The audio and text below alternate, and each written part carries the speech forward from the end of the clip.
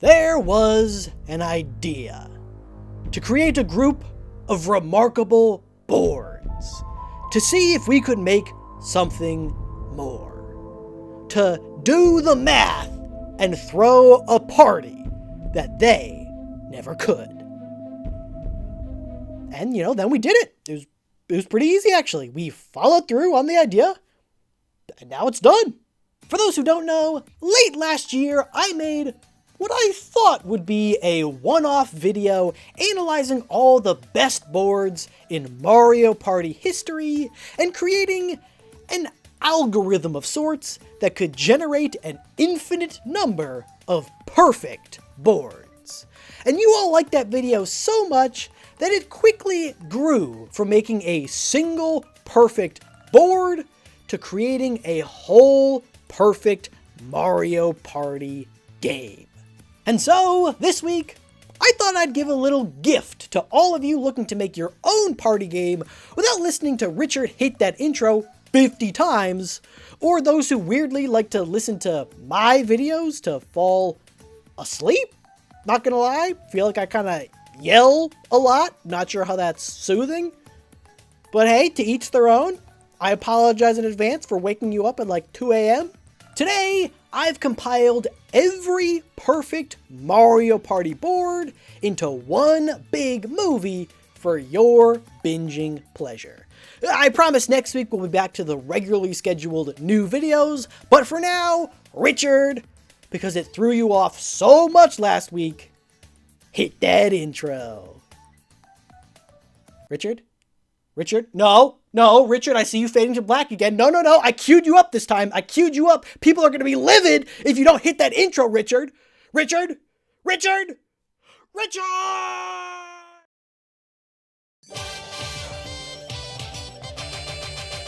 Folks, I'm not going to bore you with some long-winded intro. You've read the title. Today, I'm going to make the perfect Mario Party board.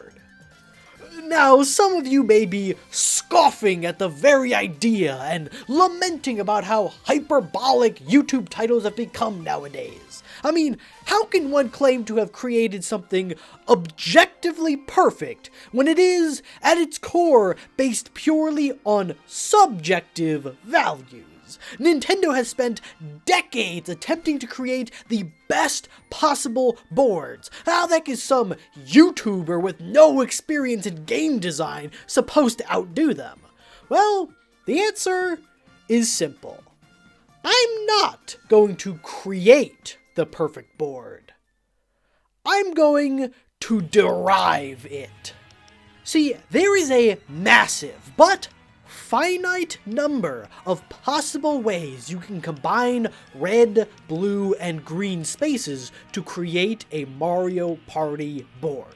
And if there is a finite number of boards, that must mean that one is objectively the best.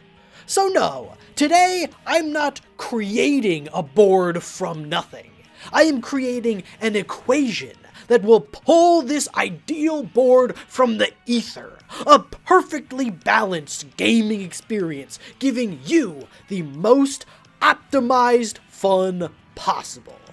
Now, this may seem like a lot of work to go through for a simple game, but this isn't a game. This is Mario Party. Nintendo, if you're watching, Merry Christmas, because I'm about to give you the best possible Mario Party board. Richard, hit that intro. Right, so my goal is to make the perfect Mario Party board, but there's one problem. I've never made a Mario Party board before, so to learn how these boards are made and what makes them good, I scoured the internet for basically every list I could find. Tier lists, listicles, hour-long YouTube video lists. If you've made a list of the best Mario Party boards, I have seen you. And from this research, I compiled a list of around 20 boards that generally seem to be considered the best, and I picked apart these boards piece by piece to see what these transcendent boards have in common. And from this, I have derived the 7 factors of a great Mario Party board. If we can craft a board that excels in all 7 of these areas, then we will have the perfect board to strangle your friends to. The first factor is board length. We want to ensure that our board isn't so long that it takes forever to get anywhere, but also long enough that it doesn't get repetitive retreading the same ground over and over. Tallying up all the spaces for every board on my list, I was able to find that the best boards have, on average, 85 spaces. But in addition to the raw number of spaces, I also wanted to look at how long each board's loop was. After all, 85 spaces in a straight line is going to feel very different from 85 spaces in tight, branching paths. Wow! The average board on this list had an outer loop of around 48 spaces, with the remaining 37 serving as branching paths and shortcuts. This pattern even held true for the more linear boards like Pagoda Peak and Mario's Rainbow Castle, which only had an average of 50 spaces total because there were no branching paths. Now personally, I grew up playing boards like Goomba's Booty Boardwalk, so naturally, I think that these more straight, race to the finish boards are hot garbage. So for our board, I'll be using these metrics. Factor number 2 is space distribution. We know how many spaces we should have and roughly how they should be arranged, but we still need a way to figure out what those spaces should be. Analyzing the maps of popular Mario Party boards, I was able to find the standard distribution of space types. On average, 58.74% of spaces should be blue, 10.23% should be red, 25.11% should be green, and the remaining 5.92% should be other types of special spaces, Bowser, Lucky, stuff like that. By maintaining this space distribution, we not only ensure that you get a nice mix of good and bad throughout the game, but we also ensure that you don't end up playing the same 5 1v3 minigames that they cannot figure out how to balance. What am I even supposed to do here? Factor number 3 is a bit more abstract than the first 2, but no less important. Player autonomy. Mario Party is largely a game of chance, but you need to give the players some amount of control and influence on how the game plays out. Otherwise, you're not really playing the game, you're just watching a bunch of computers play roulette. Which ironically actually did make the list of best boards, so maybe that's fun too, I don't know. Essentially, players need to be given a lot of choices throughout the game. This can be accomplished by a simple fork in the road, unique shops with different items, and optional events like the Womp Tolls in Horrorland, bribing Goombas in Goomba's Greedy Gala, or those cannons in DK's Treetop Temple, which never send me where I want to go. No, stop, no! Giving players autonomy is crucial if you want to keep them engaged.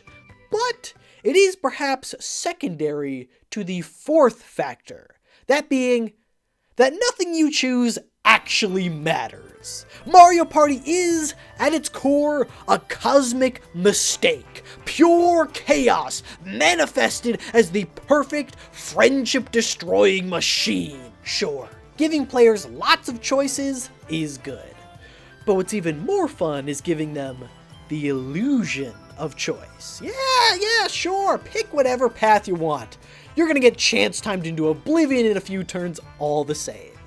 This is what makes Mario Party special, and what keeps every single game tense and exciting. But it's a delicate balance. You need to leave players just the right amount of control.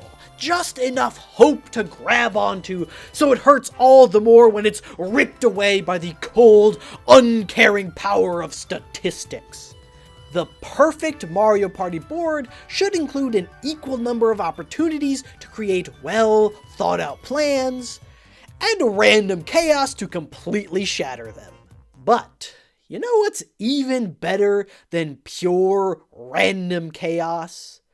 When you get to inflict that chaos on your friends. The fifth factor is interaction with other players. After all, if you have no way of affecting other players in the game outside of minigames, you may as well be playing on 4 separate boards.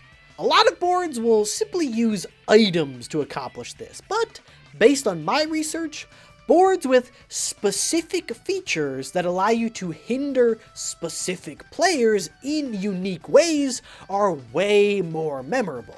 Chilly Waters has a frozen lake in the middle with lots of branching paths, so you can use it to get around the board super quick. But if someone else comes onto it, then it'll break and send you both back to the start. So you can literally throw yourself upon the sword and take someone else down with you. But perhaps the most standout example for me is the best board in Mario Party history, Koopa's Tycoon Town, where you can buy out hotels from your competitors to steal stars from them. I tell ya, nothing feels better than planning out the perfect route to snipe a hotel from the person in first and suddenly make up a 6-star deficit. I took 1 business class in college and dropped it after the first day because it was way too confusing. But this I understand. With these 5 categories, you can make a pretty darn good board. But there is one more factor that I found cropping up again and again that makes a board truly spectacular. It's a little abstract and hard to pin down, but every single great board contains some sort of game within the game. A secondary goal or objective that changes the way that you play. This can take a ton of different forms. The aforementioned ruthless capitalism of Koopa's Tycoon Town, the stamp collecting side quest in Rainbow Galleria that can nab you a whole bunch of coins, or Mario's Rainbow Castle and Shy Guy's Perplex Express, where the star is temporarily replaced with Bowser, and suddenly everyone's scrambling to move as slow as possible. Ah! Adding in a little something extra that changes the basic gameplay loop is what makes a board truly memorable, and not just board : snow, board : fruit, board : actual biblical hell. And finally, the 7th factor is a bit less scientific than the rest, but a great board's gotta have a cool theme. Some kind of fun setting to tie the whole thing together. That's it. I don't have any data or examples for this one. Just make it look pretty. Probably should have picked a better one to end it on, but And thus, we have derived the 7 factors to create a perfect Mario Party board. If you need help remembering, here's a helpful acronym. If you want to create the perfect Mario Party board, you gotta be a I blame you for this. But now that we have uncovered this secret knowledge, it is time to put this method to the test and craft the perfect board. One that perfectly encapsulates each and every core tenet in perfectly integrated and layered ways. I wrote perfect way too many times here.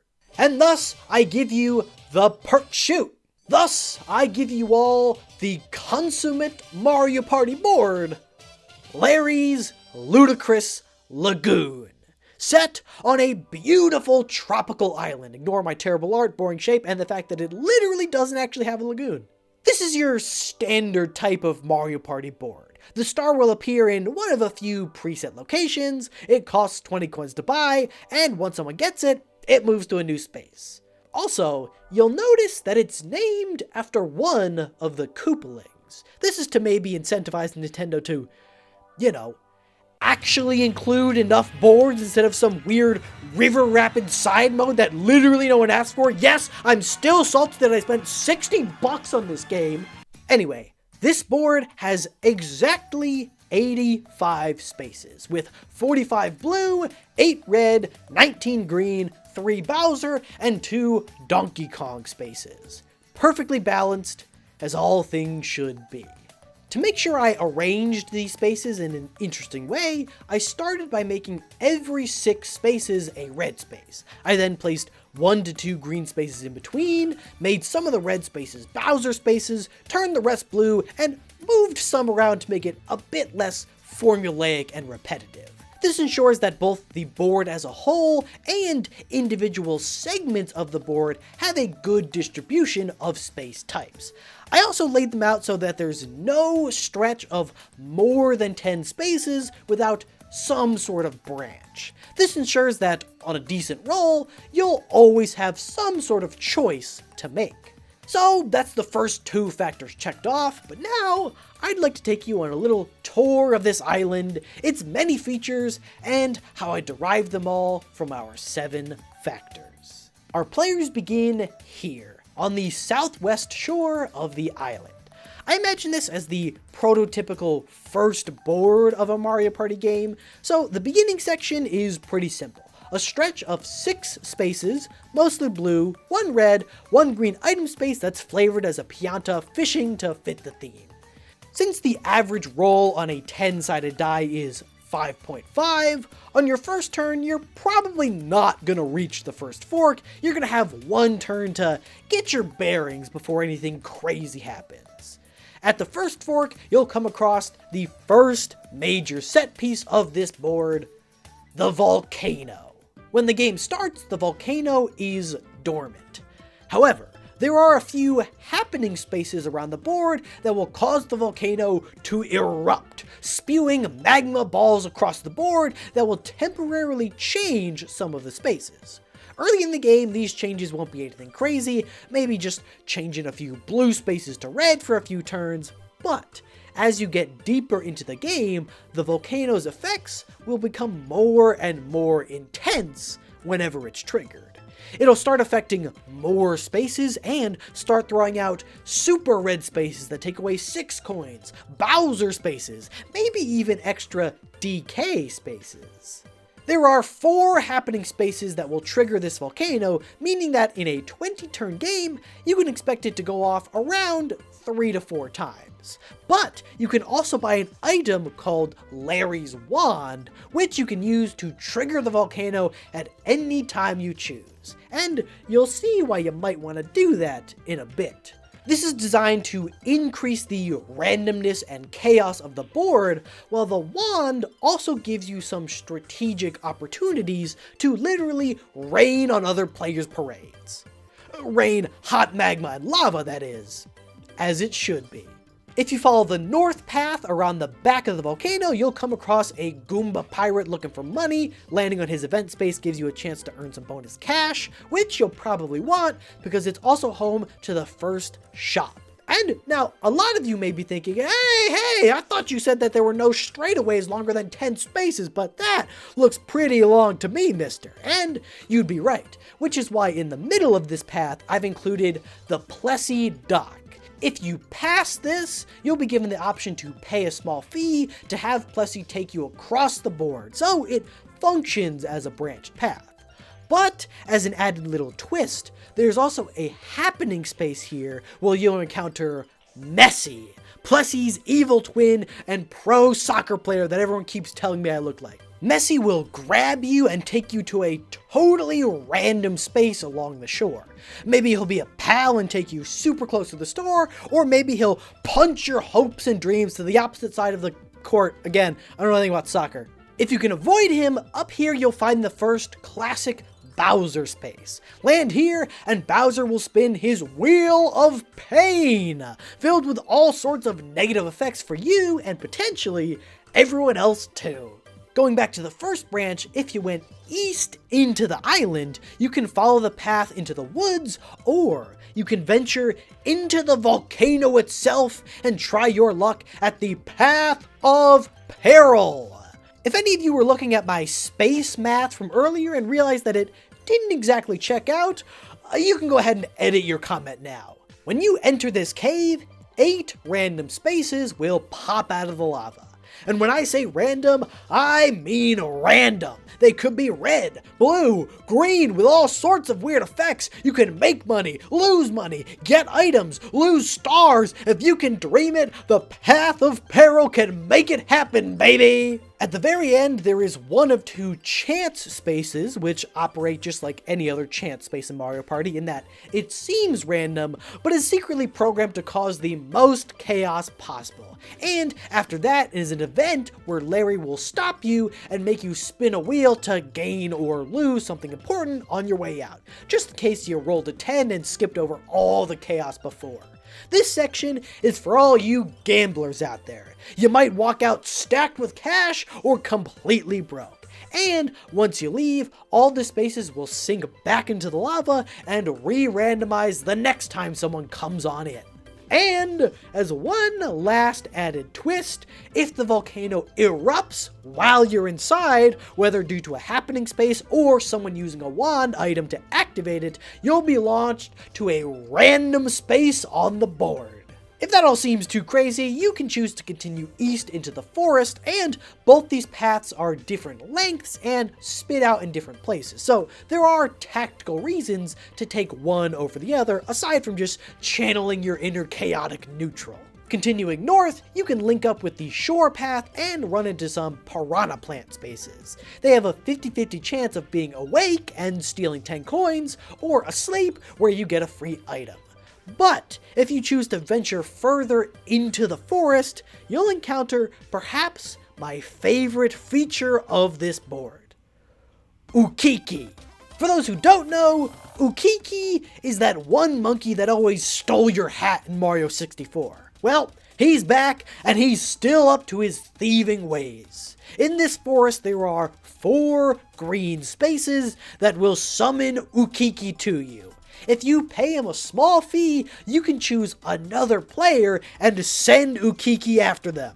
During the next turn, Ukiki will show up, spin a wheel, and steal something random from that player. Probably something small like a couple more coins than you initially paid or an item. And Ukiki will keep it for himself. You don't get it if you hired him. I mean, he's a thieving monkey. What did you expect? But here's where things get interesting.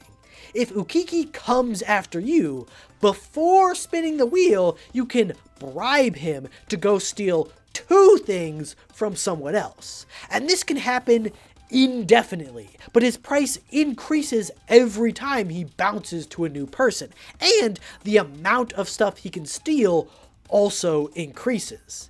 And the quality of items he can steal increases also. After only 2 or 3 bounces, suddenly you're risking losing large sums of coins or even stars. The dude's like Beetlejuice. One person summons him, and a few turns later the game is devolved into pure chaos as everyone scrambles to pass the buck until one person gets absolutely slammed. I wanted to have the energy of stacking a bunch of +2s in Uno. But there is one more wrench that I want to throw into this. There's some monkey wrench pun in there somewhere, but I can't find it. If you happen to land on an Ukiki space while he's out thieving, you can play a little micro game in the board, something simple like rhythm or mashing, and depending on how well you do, you can steal a bit from Ukiki's stash that he's accumulated throughout the game. Now, these games should be difficult. You shouldn't be able to just nail it every time with a couple rounds practice. But if you can make it happen, you could sit back the whole game watching other players tear each other apart, then sneak in and grab all their stolen stars for the win. This introduces some strategy. You need to pick your targets carefully to make sure you get the most bang for your buck, while ensuring that they don't just send them right back at you. And you need to decide when to take the hit and when to pay up and send them away. But, more importantly, you need to strategize how to repair all your broken friendships as Ukiki steals every bit of goodwill that you and your friends had for each other. Long live Ukiki, let chaos reign! Once you make it out of the forest, you'll reach the beach where the inhabitants of the island are throwing a beach party. You can play a game of beach volleyball, visit Purple Toad's Shake Shack item shop, land on another chance space, or hit one of the 2 Donkey Kong spaces where you can play a small micro game and get a bunch of coins or a free star. I mean, it is the first board after all. We gotta give them some hope. And with that, you loop back around to the start to do the whole thing again. And thus, you have the perfect Mario Party board. Or perhaps one of the perfect Mario Party boards. After all, there are 6 more Koopalings who still need their own amazing boards. I tried to keep this one very much in the style of a classic board, but I got a lot more ideas left in the tank, and they only get crazier. So if you'd like to see this become an ongoing series, then maybe share this video with a friend. If it's popular enough, maybe I'll round off the Koopa family. And if any employees from Nintendo are watching and looking to get out of some work, as it were, look, just whenever the next Mario Party game comes out, maybe just send a couple of copies my way and nobody's gotta know a thing, alright? Also, like $20 would be nice, because I'm pretty sure Ukiki stole my wallet at some point as well. Where's that monkey? A few weeks ago, I created the perfect Mario Party board. And today, I'm gonna do it again. Now, I hear your skepticism rippling through the fabric of space and time. How can you expect to capture lightning in a bottle? Not once, but twice. It's pretty simple, actually. You just put a lightning rod in an area of the world that gets frequent thunderstorms, wire it up to a supercapacitor, wait for lightning to strike the lightning rod, and then a portion of that strike's energy will be transferred into the supercapacitor, which can then be safely placed into a bottle of your choosing. My point being, for those who didn't see the previous episode, I have devised a formula that can be used to create an infinite number of Mario Party boards, each one as perfect as the last. So, based on popular demand, I give you part 2 in an ongoing series where I attempt to make the perfect Mario Party game. Richard, hit that intro. There is one more factor to a great Mario Party board that I contemplated adding, but ultimately cut. And that's how dynamic a board is. A truly great board should change in some way as the game goes on, so you're not just running through the same loops over and over. This makes it possible to play longer games without it becoming boring. But beyond that, I wanted boards that change from game to game, so you can replay them over and over, and it feels fresh each time. You'll see what I mean as we get into it. I created Larry's Ludicrous Lagoon to be the first board in a hypothetical new game, so I didn't want to get too crazy with that stuff. But now that you've got one game under your belt, the gloves are coming off. All right, what's up? What's up? What's up? Another factor we talked about last time was the balance between order and chaos. Should a board be predictable and consistent so you can strategize and make plans, or completely random, but random in a way where it seems like it's screwing you over on purpose? You know what I mean? Like, people don't just land on 9 red spaces in a row, right? I mean, that sort of stuff doesn't just happen, right? Son of a bitch. So today, I thought I'd create not one, but two boards that both contain dynamic elements, but one that leans more towards order and another towards chaos. That way people have some variety in their Mario Party gameplay. Let's start with the orderly one. Now, when I think of order and consistency, I think of gears, clocks, periodic motion. But, as it turns out, there are no Koopalings that start with C, and I've already set a precedent for alliterative board names that I'm sure I won't regret 2 episodes from now. So, using that same idea with a new theme, I present to you Wendy's Wacky Wharf. This board is a circular pier with 2 perpendicular paths crossing through the middle. Players can move around the outside of the circle or take a shortcut through the center. Pretty simple.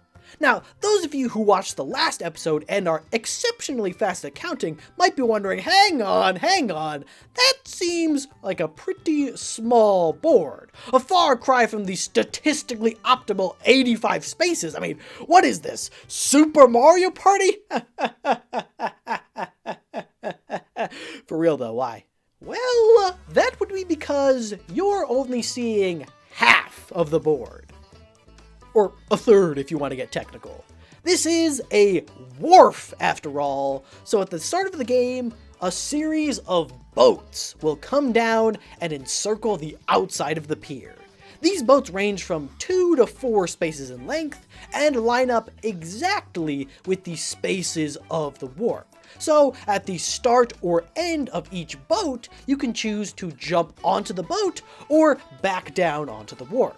There are a bunch of different types of boats that we'll get into later, and these boats are randomly selected at the start of the game. So one game, the first ship might be a merchant vessel where you can buy items, but another it might be a yacht casino or a pirate ship.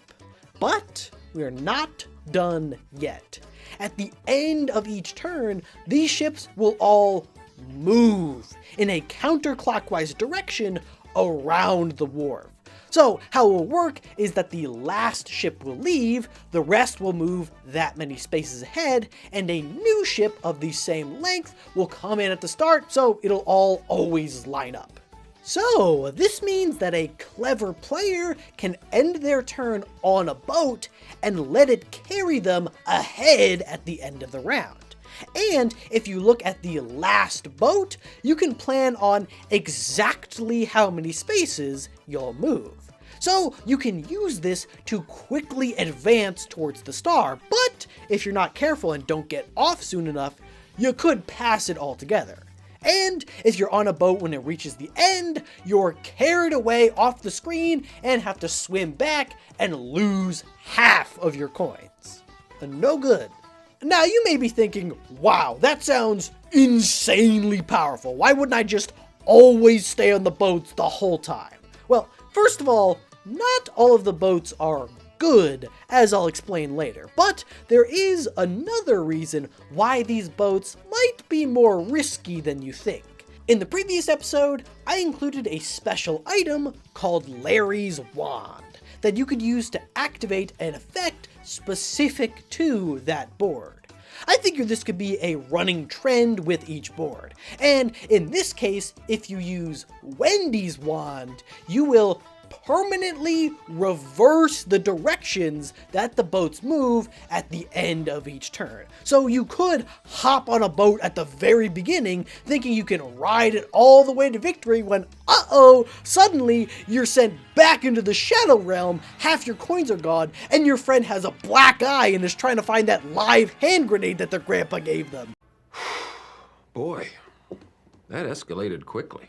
The idea is that throughout the game, players will be periodically switching this direction to either help themselves or hurt other players. So you need to plan your route based on what you think other people are going to do, which I think is pretty fun.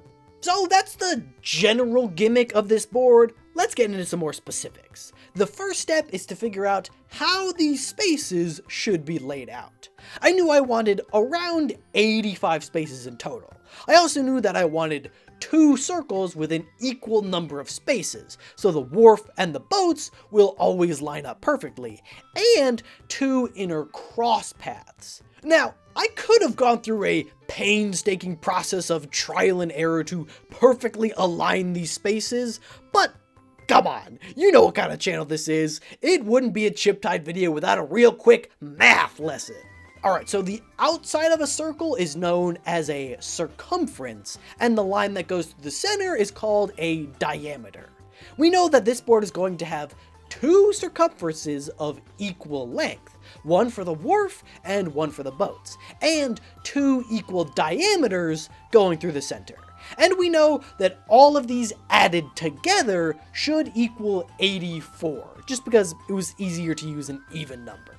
So we have one equation, but 2 unknown variables. So as it stands, there are theoretically a bunch of different possible combinations that we could use here.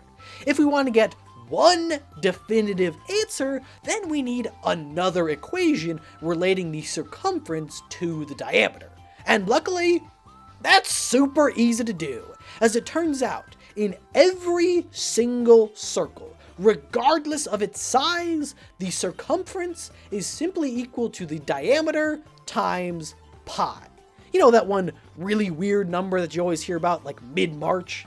So, if c is equal to pi times d, then we can simply replace every c in our equation with pi times d. Do some algebra to find that the diameter should be equal to about 10 spaces, which means that the circumference should be equal to 32 spaces. And let that be a lesson, folks. If you want to be lazy, learn some math.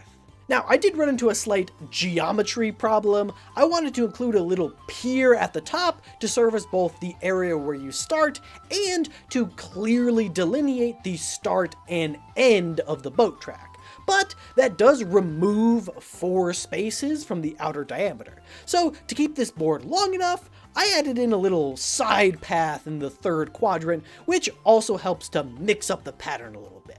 So this is the general layout of the board. The inner ring is pretty standard with the optimal distribution of red, green, and blue spaces that we talked about last time. There are a total of 5 blue spaces where the star could possibly spawn, which cost 20 coins to buy. There's a shop along the left cross pier that sells pretty basic items, a Bowser space where Bowser steals a bunch of stuff from you, and a DK space where you get some free coins or a star. These green spaces all have the same effect as Wendy's wand, reversing the direction of the boats. These 4 across the water have you hopping on the backs of sea creatures. If you land on one, you might get 5 free coins, or they might dump you in the water and send you back to the start. These 2 are item spaces. The one right at the end is a chance space. This one's a black market where you can go under the docks to buy some rare items. This one's a lucky space where you get a random amount of coins ranging from 1 to 20, and landing on this one right after the final boat causes the ships to all advance in the middle of a turn, possibly messing up everyone's plans. Now, let's get into the exciting part, the ships. I wanted there to be a lot of variety in the types of ships you can get, so I made a whole bunch ranging from 2 to 4 spaces in length. For example, there is a 2-space shop ship with, well, a shop. I feel like that's pretty obvious at this point.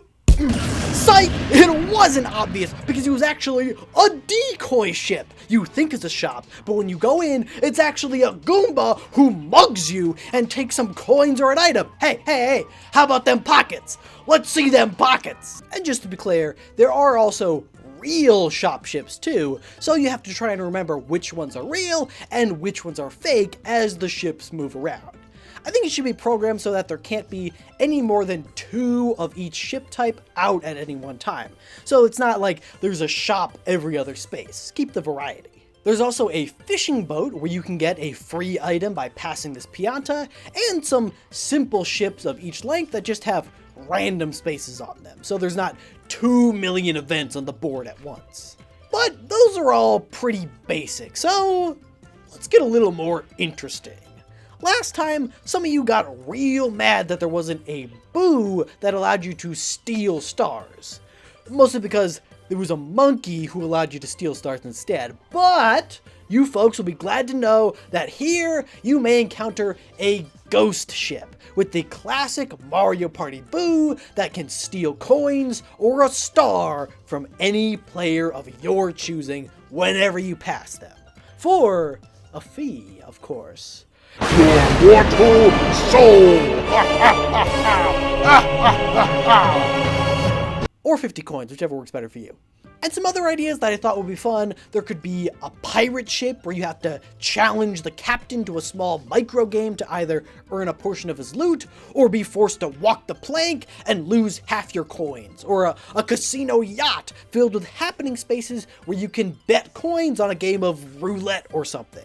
There's also a navigator ship with event spaces that will advance the ships or swap their direction, a DK ship with an extra DK space, or a star ship with an extra star you can purchase, and it looks like a spaceship. Because I think that's fun. And last but not least, a Bowser ship with all red spaces and a Bowser space at the end. Now, you may be wondering why anyone would even go on a ship like this in the first place. You just avoid the Bowser space altogether. Well, I thought it could be fun if every single space next to this ship on the wharf temporarily becomes a bad luck space. And if you land on it, you're blasted with bullet bills from the ship's cannons and lose half your coins and are sent back to the start. So, you might want a chance hopping aboard. Though, I will admit, I'm not entirely sure what to do with this Bowser space on the ship itself. I feel like it should be different from the regular one and, like, somehow pirate-themed, but, like, it's a little too much to force you to play a whole game of Liar's Dice or be forced to serve an eternity aboard the Dutchman, right? Yeah, that'd be too much. Right? These are all the ones that I could come up with. But if you have any more ideas for cool ship types, let me know in the comments down below. And that's just about the whole board. So, to recap, the basic gameplay loop for this one involves using the ships to quickly move around the board and the wand item to control where those ships go.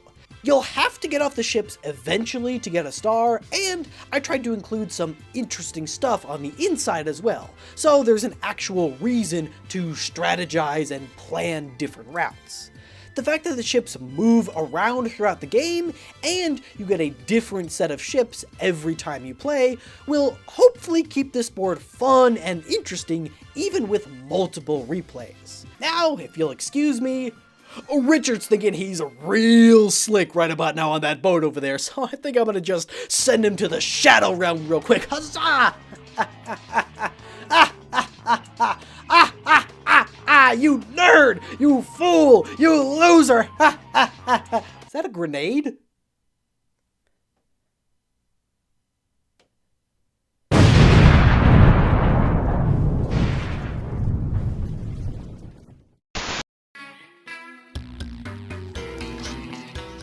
What is the best board in Mario Party history?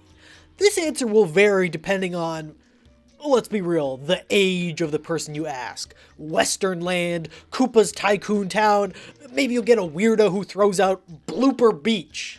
But if you ask me, King Boo's Haunted Hideaway from Mario Party 8 might just be my favorite. For one simple reason. It is completely different every time you play. With this board alone, you can play a near infinite number of games and still capture that magical first time feel. There's only one problem. It also kinda sucks. So, in this third installment in my ongoing journey to create the perfect Mario Party game, I am going to create a new board that fixes every problem with the best board in Mario Party history. Richard, hit that intro. Now, I'll admit, I have a lot of nostalgia for Mario Party 8. It was one of the first games I ever really played, and I spent literal hours, probably several days of my life in King Boo's Haunted Hideaway and Koopa's Tycoon Town. But for those who are less familiar, I can do a little recap. Maybe you're an older fan who was scared away by all the Waggle games, or you're a young'un who wasn't playing the franchise. Richard, I think you made a typo. This says that Mario Party 8 came out 19 years ago. I mean, what do you mean that's not a typo? Okay, I can recover from this. King Boo's Haunted Hideaway. If you couldn't tell by the name, this board is set in a haunted house. And, as I alluded to in the beginning, the layout is randomly generated every time you play. The board is made up of 12 rooms. One is the starting area, one contains the star, one contains a pitfall, and everything else is chosen from a set of pre-made space rooms. You have no map at the start, so your goal is to travel through the mansion to be the first to find the star. If you happen to find the pitfall room, you're sent back to the beginning. And if you find the star and have enough money, then everyone is warped back outside, the mansion re-randomizes, your map is cleared, and the whole thing starts over again. Now, while I love this concept in theory, there is one glaring issue. It's basically 100% luck. Because your map gets cleared and the board is completely random every time a star is collected, the game essentially comes down to making a blind guess at the first fork in the road and hoping for the best. Aside from holding onto a Springo candy in case the person in front of you finds the pitfall, there's really not a lot of strategy, which, for some people can still be fun. But if you've seen the first episodes in this series, you'll know that I want these boards to constantly give you a sense of agency and control, so you feel like an active participant in the game. So today, I'm going to create a new board inspired by these same concepts, but with a few big tweaks to make it better, and a whole lot of math to justify my choices. So with that, I give you all Iggy's Eerie Estate. And yes, I know I established a pattern of alliterative board names in the first two episodes, but Iggy don't play by no rules. As an homage to the board that inspired it, this board is also set in a haunted mansion. And my working concept is, and stick with me, Mario Party meets one of those games that was trendy on YouTube for a while where the players aren't allowed to see the board, if you know what I'm talking about, meets, stick with me, Resident Evil. I said stick with me.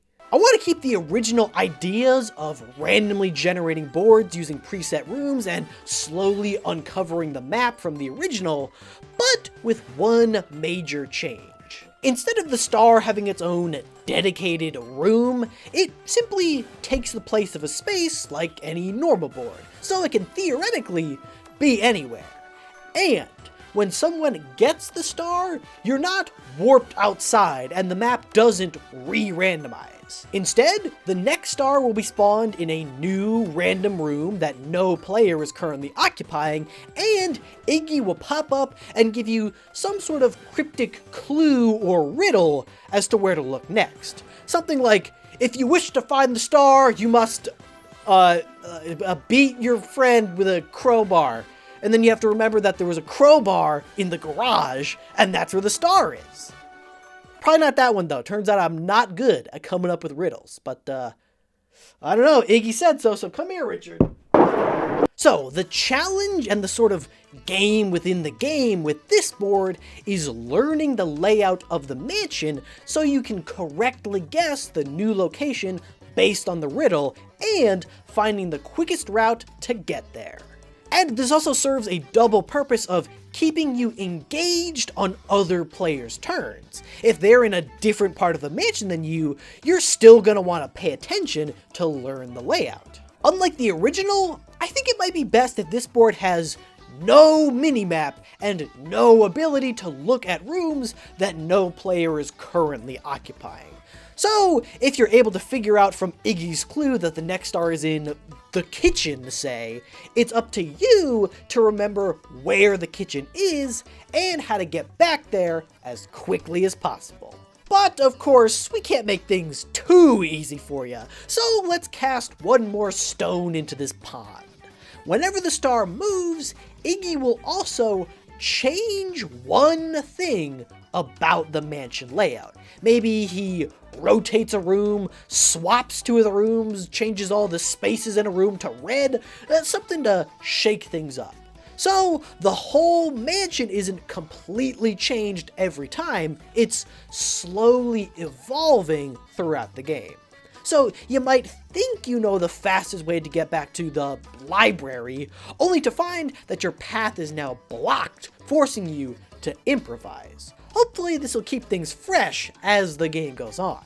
I think all of this will hopefully create a very new experience from any other Mario Party board, forcing you to learn the layout like those blind games, and slowly learning the fastest ways to trek back and forth across the mansion, like Resident Evil. See, you stuck with me, and I didn't lead you astray. But while this concept is all well and good, I'm not here to be a simple ideas guy. I want to figure out how we can make this actually work. So, Nintendo, if you're watching, you're welcome, because I'm about to do a whole lot of work for you. So, the first challenge is to figure out how these rooms should be generated. King Boo's Haunted Hideaway was actually very small compared to a lot of other Mario Party boards, with only 9 rooms making up the traversable part of the house. Now, for the way that board was designed, completely re-randomizing every time, that makes sense. I mean, don't make a massive map if it's just going to get scrapped every few turns. However, for this board concept to work, it needs to be a bit bigger, about the same size as a regular Mario Party board to give players room to explore. So let's start with the basics. Since Mario Party games are typically only 20 to 25 turns long, I don't want players wandering aimlessly around for half the game. I want them to find the first star and start getting clues, probably in only 3 to 4 turns. We've established in previous videos that this game will be using a 10-sided die, meaning that players will move an average of 5.5 spaces a turn. That means that the star should spawn an average of 19.25 spaces from the start. So with that information, we can start to get an idea of how large rooms should be. If we make each room contain 6 to 7 spaces, then the star should be placed in a room 3 rooms away from the entrance. And we determined in a previous video that an ideal Mario Party board should have around 85 spaces. So at an average of 6.5 spaces per room, that means that this board should have 13 total rooms. 1 more than the original, but really 4 more because every room will be traversable. See, that math wasn't too bad. And don't worry, it's about to get way worse. We know that we want to have 13 total rooms, but these rooms can't just be arranged all willy-nilly, or else you might end up with rooms that are off in the void that you can't get to. I'm not trying to trek out to the shed to get a star. So you might think we can just implement a rule that says that every square needs to be touching, but we still run into a problem. Every Mario Party board, or at least all the good ones, are built as a loop. There are no dead ends. Well, except for King Boo's Haunted Hideaway, which did have dead ends, but we've already talked about why that's not so great. So I want to add in a constraint to this room generation process that says that every room must be adjacent to at least 2 other rooms. There has to be an entrance and an exit. Now, technically, we could end here. This ensures that every board is fully accessible and you won't get stuck. But it doesn't ensure that every board will be particularly interesting.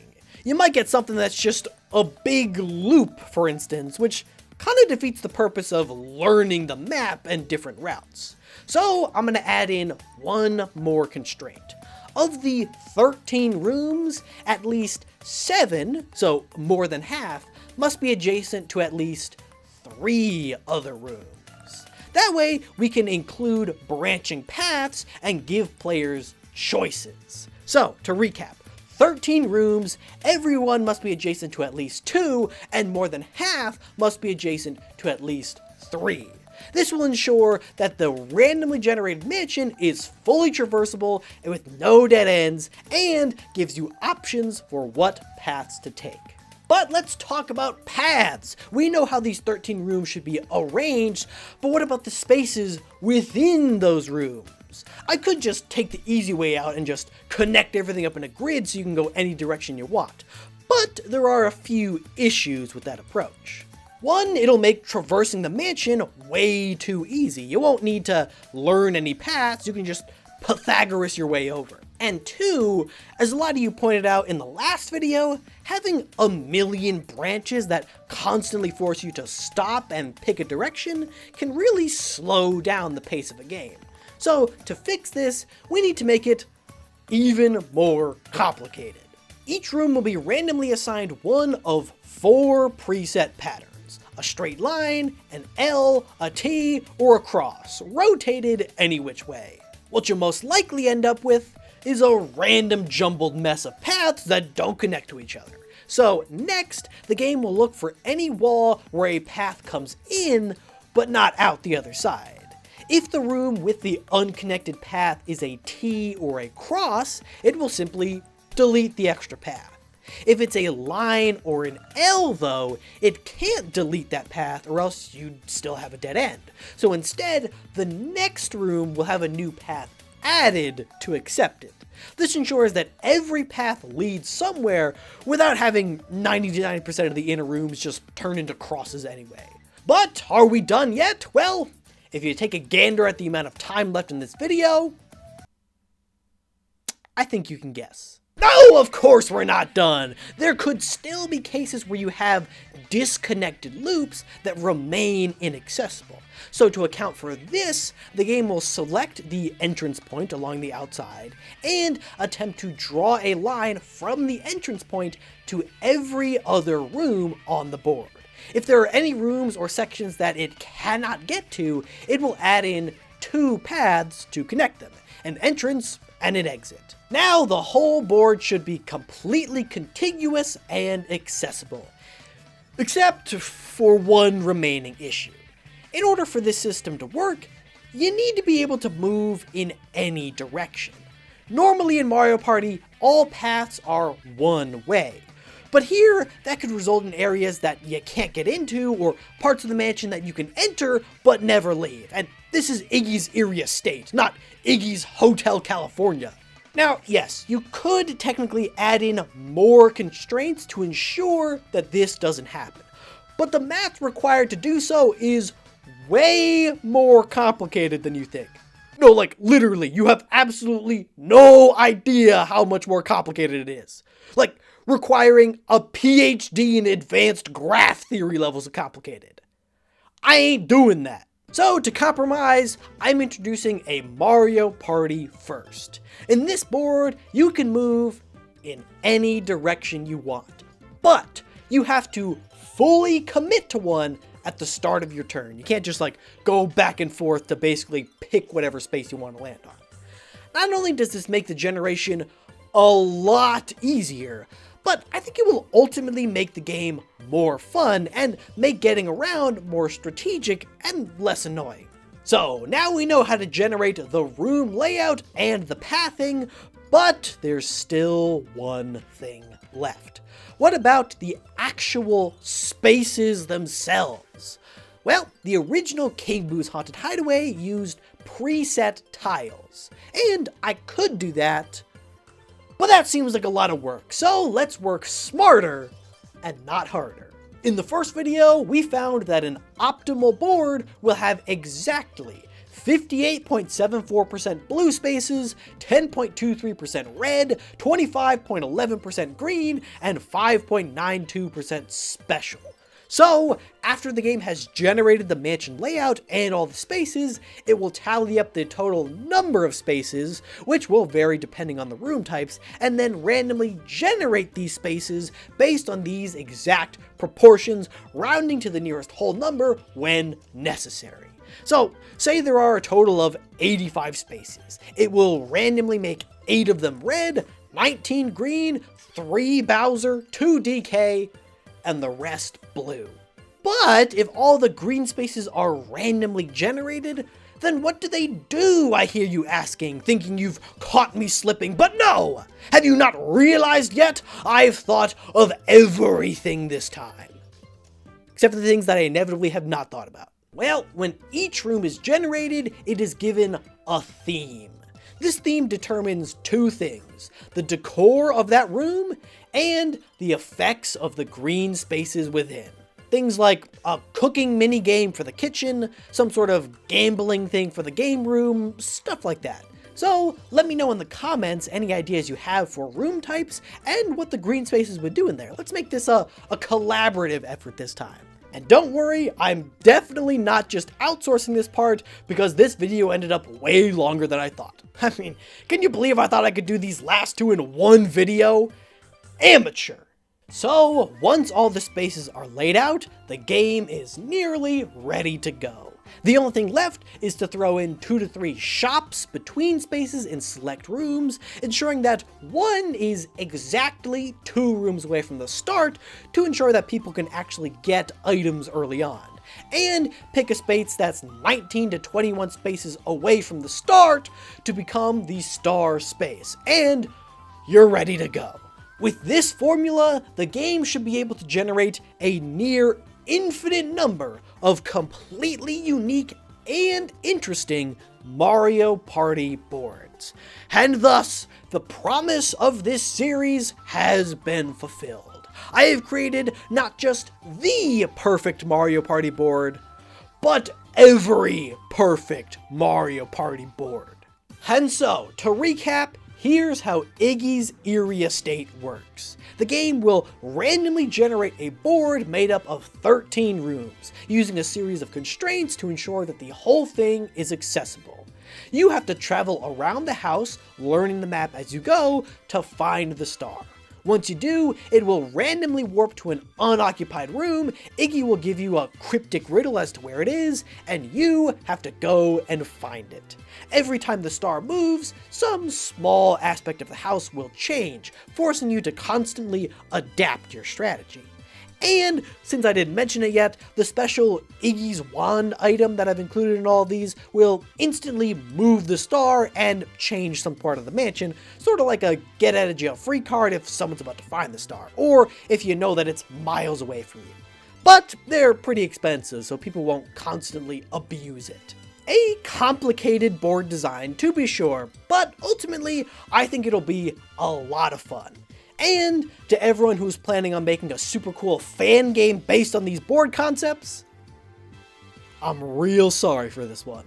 So, what do you think? Do you like it? Can you think of any ways to improve it? Let me know in the comments down below, as well as what Koopaling you'd like me to tackle next. We got 3 down, only 4 to go.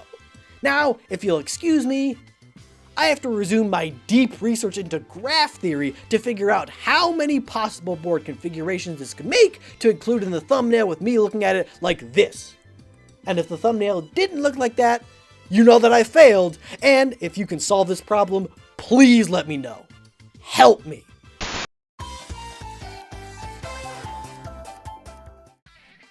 Look, I've run out of clever ways to start these at this point. This is part 4 in an ongoing series to create the perfect Mario Party game using math and statistics. If you haven't seen the previous 3 videos, no need to worry, you don't need to watch them in any particular order. There is a playlist in the description down below if you want to watch the rest after this.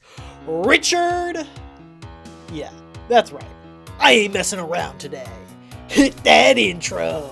For the first 3 boards in this series, I tried to focus on fixing a common problem with Mario Party. The first was a no-frills star chase with perfectly optimal space distribution. The next two focused on keeping boards dynamic and interesting for longer games and repeated plays, using moving elements and random generation. For this next one, I'm gonna try and tackle one of the most complicated and oftentimes most broken systems in Mario Party. The economy. Let me know if this sounds familiar. You're playing a game of Mario Party. You are popping off, winning minigames left and right. You are loaded with items, and you're absolutely stacked with coins. And have nothing to spend them on. While it doesn't happen every time, I can remember plenty of Mario Party games where coins became basically negligible. You can afford any item you want, minigames kind of become formalities, and it just comes down to who can reach the star first. And this isn't necessarily bad. There are still things like bonus stars and battle minigames to keep things interesting, but I think a game with a properly functioning economy, where coins actually matter, is way more interesting. Now, there have been official boards in the past that have sought to solve this same problem. My personal favorite is Koopa's Tycoon Town, where instead of buying stars, you're trying to out-invest your opponents in various hotels to dominate the market. I know, real estate simulator sounds like the most boring thing on the planet, but this thing slaps, and it actually rewards you for getting a crap ton of money. There's only one problem. That board is already statistically perfect, and there is nothing I could possibly do to improve it. So for this one, I thought I'd take a slightly different approach to solve the same problem. My goal this week was to create a board that always rewards you for getting as much money as possible. And I think I ended up making something pretty unique. Though, I must warn you, it is not for the faint of heart.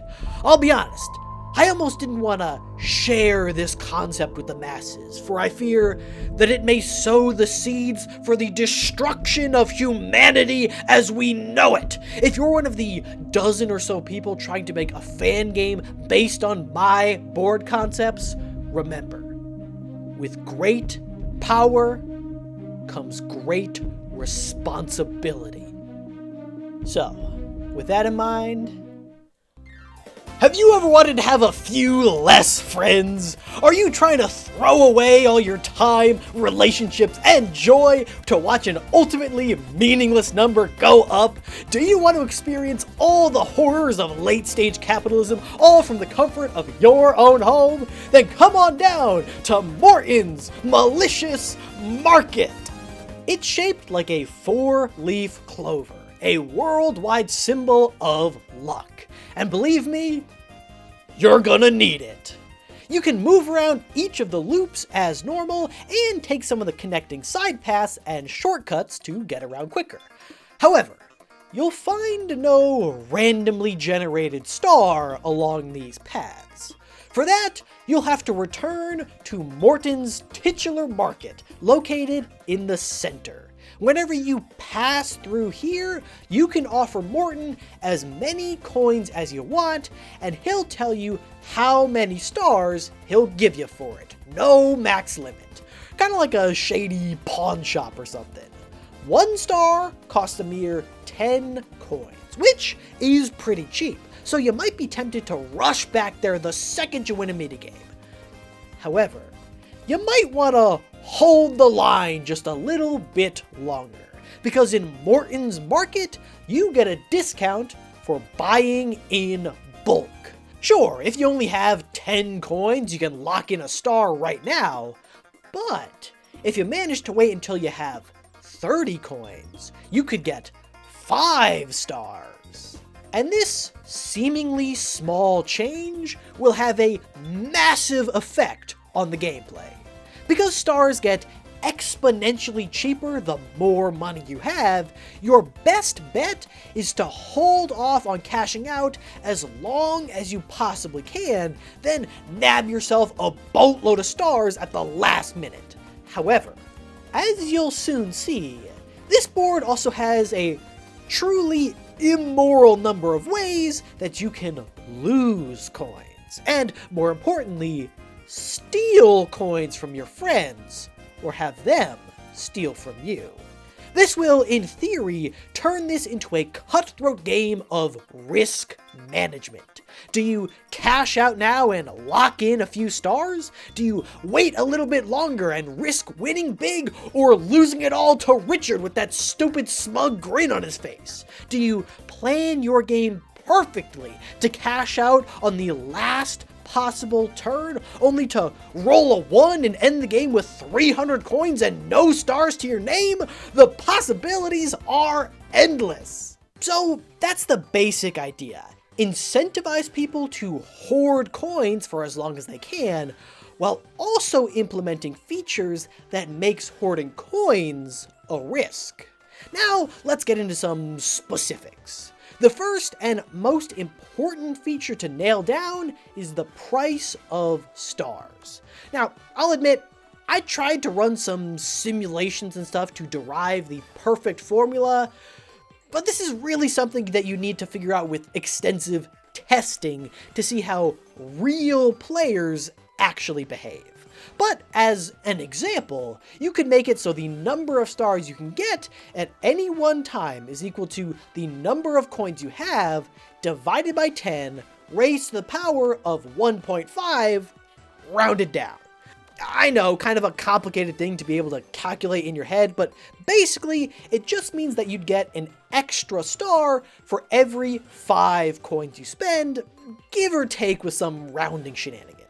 Like I said, you definitely need to do some testing to refine this equation and strike a balance where you are massively rewarded for collecting a lot of coins, but you could also conceivably win if you decide to play it safe. Now, I know what some of you are saying. Isn't this a little too complicated for a kid's party game? Maybe. Is it going to stop me from including an entire stock market system on top of all this chaos? No. This whole board concept will really sink or swim depending on how many interesting ways you have to gain or lose money. I don't want it to just come down to who can land on the most blue spaces. So, how about this? Every time you pass by Morton's Market in the center, you have 2 options. You can cash out and buy stars, or you can pay some coins to invest in a certain item. Every single time someone else uses one of those items, you get, I don't know, $5. Again, this provides you with interesting strategic opportunities. Do you use that double dice block to get back to Morton ASAP before someone jacks all your money, knowing that Richard will be collecting royalties every time you do? For me, the answer is simple. Richard can pry my coins from my cold, dead hands. And obviously, even investing in an item at all could be considered a risk because there's a chance that you'll never make your money back. So there's considerations to be made from both sides. Again, you'll need to do a lot of testing to figure out the optimal amount of coins people should get and how much it should cost to invest in each item type. Obviously, more common items should cost more because people are going to be using them more often. And on that note, I haven't talked about items much in the previous videos, but now it seems pretty important, so let's go over a couple that I could see working well in a game like this. Obviously, you have your double and triple dice blocks to help you move further. We could throw in a custom dice block that lets you pick which number you roll, but it only goes up to 5 as opposed to 10. Then we could have a mega mushroom, which makes you big and lets you steal 10 coins from everyone you pass. Thieves' gloves that let you steal items. Maybe throw in the poison mushroom from Super Mario Party that subtracts 5 from the chosen player's next roll. And lastly, the Dulo candy from Mario Party 8.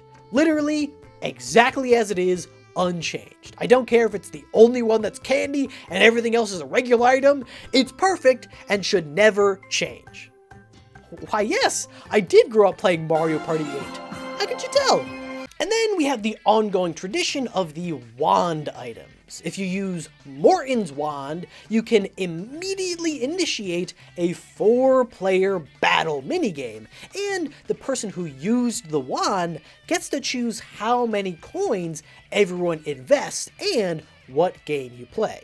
Yes, I am giving people the opportunity to choose violence and make everyone go all in on a completely luck-based minigame. Remember, the Chiptide Incorporated is not responsible for any loss of property or life as a result of the choices you make. You can buy these items at one of 4 shops dotted around the board, sold by my main man, Purple Toad. Don't know why I picked the purple one explicitly in the first one, but here we are. Those are just a few items that I came up with, but let me know if you have any other fun item ideas in the comments down below. So, those are the 2 main mechanics of this board. The star is always at the center, and you can get more for buying in bulk, and you can invest in specific items to try and make money faster. Now, let's get on to the rest of the board. In previous videos, I found that a good board typically has around 60% blue spaces, 10% red, 25% green, and the remaining 5% other stuff like Bowser and DK spaces. However, for this one, remember, we want it to feel risky to hold onto coins for a long time. So I decided to bump up the percentage of red spaces just a bit. Or a lot. Like the others, this board has exactly 85 spaces. 39 blue, 20 red, 21 green, 4 Bowser, and 1 DK, arranged like so. And now, I didn't just slap these on randomly. Instead, I tried to carefully position them to provide the maximum level of strategy. So, for example, say you rolled a 1 on your first turn. Well, if you want to avoid landing on a red space, you can't go southeast. If you rolled a 2, you want to avoid northwest, and so on. I tried to make it so that no matter what you roll, your choice at every fork matters. There's also 1 Bowser space located on each loop that does all the classic Bowser shenanigans. Except this time, Bowser communism hits just a little bit harder. And then, I thought it'd be fun to include just 1 DK space. I mean, this is capitalism. We don't do handouts here. As a fun gimmick, I thought it'd be cool if this space works a bit like a star, in that it replaces a random blue space at the start of the game, and every time you land on it, it moves to another random blue space. And then, maybe you do a little rhythm bongo minigame or something to get you a bunch of coins, allowing you to escape the vicious cycle of sacrifice and backstabbing to pursue your true passion of music. Screw the man! Beat the system! Rise up, Donkey Kong stands! That just leaves us with a bunch of green spaces to figure out. Now, I was a bit worried that this system might disincentivize people to buy items a bit too much, since coins are so much more valuable. So I decided to include 6 item spaces where you get a random free item. This will pair well, I think, with the stock system, tempting you to use that double dice block. I mean, it was free, wasn't it? What harm could it do? See, apparently, Richard is operating under the false assumption that I am a goddamn fool. I'd rather burn every coin I have than let him have a single one of them. I also added a green space on each point where you can take the Clover Express, a little bus that'll take you to whichever other point you want, just to get around quicker. I threw in 3 chance spaces located close to where you'd re-enter the market. You know, just to really crush people's hopes and dreams at the last possible moment. Normally, chance spaces allow you to swap coins or stars with someone, but I think it might be better if you could only swap coins in this board specifically, since the whole idea behind buying stars is that you're locking them in to play it safe. Or, I don't know, maybe that's also pretty funny, your star's getting eminent domain. I added 2 casino spaces on this little back street. I don't know, it just kind of gave me a shady vibe. So if you land on either of these, you can bet your coins on one of a few little micro games. Look, you might not want to take the risk, but they say that 90% of gamblers quit right before they hit it big. I also threw in a few duel spaces. If you land on one of these, you must pick another player and challenge them to a duel minigame, just like the Duelo Candy, with a bunch of coins on the line. That leaves us with just 1 green space left, which I thought I'd leave up to all of you to pick in the comments. So leave your suggestion for this last space down there and thumbs up any that you think sound really cool, and I'll reveal the winner in the wrap-up video at the end of this series. But I think that's just about everything. Morton's Malicious Market. With just a few minor changes to the way that stars are collected, I think this board will feel completely different from any other board in the series. Is it a little too complicated to ever make it into an actual Nintendo game? Possibly, but only because Nintendo are cowards. Let me shatter lifelong friendships over a couple of fake coins. While this board doesn't have any moving elements to keep it fresh like the previous 2, with so many ways to gain and lose money, I think this board will remain exciting and very tense every single time you play. And, you know, there's a very real chance that something will get hurled through your TV in a fit of blind rage when someone has their life savings stolen away in the very last turn of the game, leaving them destitute with absolutely no hope of ever recovering, but that's a sacrifice that I am willing to make. And with that, we are officially over halfway done with this series. So hit that subscribe button if you want to be notified when the next part comes out. Now, if you'll excuse me, I have to go fight Richard to the death, because I ain't gonna use that double dice block, okay? You won't get a penny from me, sir. Not a penny. Have you ever noticed that every Mario Party game has at least one board that looks like this? Just a straight line where they said, enough of these branching paths, here's the star, here's the road, now go get it. Now, I'll be honest, I'm usually not the biggest fan of these boards. They always feel a little more bland and boring, and yet they always insist on including at least one in every game. But does it have to be that way? It's been a while since my last Mario Party board, and that's because for this one, I knew what I had to do, but I didn't know if I had the strength to do it. That's right, today we're killing Han Solo and creating the perfect straight line Mario Party board. That too. Richard, hit that intro! Before we get into the actual design, I think it's important to recognize some of the inherent problems with the straight line board, as well as some unique upsides. If you recall back to the very first episode in this series, you'll remember that I defined player choice as one of the core tenets of a good Mario Party board. Without the ability to make interesting and impactful choices, you're not really an active participant in the game. You're just watching numbers get bigger. And with only one direct path to the star, this style of board removes a lot of those choices. If you're not careful, it can basically turn into a game of chutes and ladders, which, as everyone knows, is a boring game for dumb babies. Sorry if you like it, but it's bad. And that being said, branching paths aren't the only type of interesting choice. And let's be honest, 90% of the time, you're just picking the direction that leads towards the star anyway. That's not all that interesting to begin with. Imposing this limitation could force us to be a bit more creative and ultimately come up with something even more fun. Another issue with this type of board is the repetition. In a typical board, sure, you're looping around it several times, but you can take a new and different path each loop.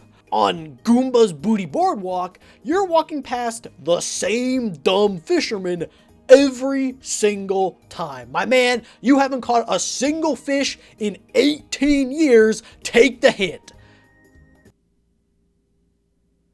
What do you mean Mario Party 8 came out 18 years? However, this style of board does have some advantages, and with the right mechanics and twists, you can get a completely new experience unlike any other board in the game.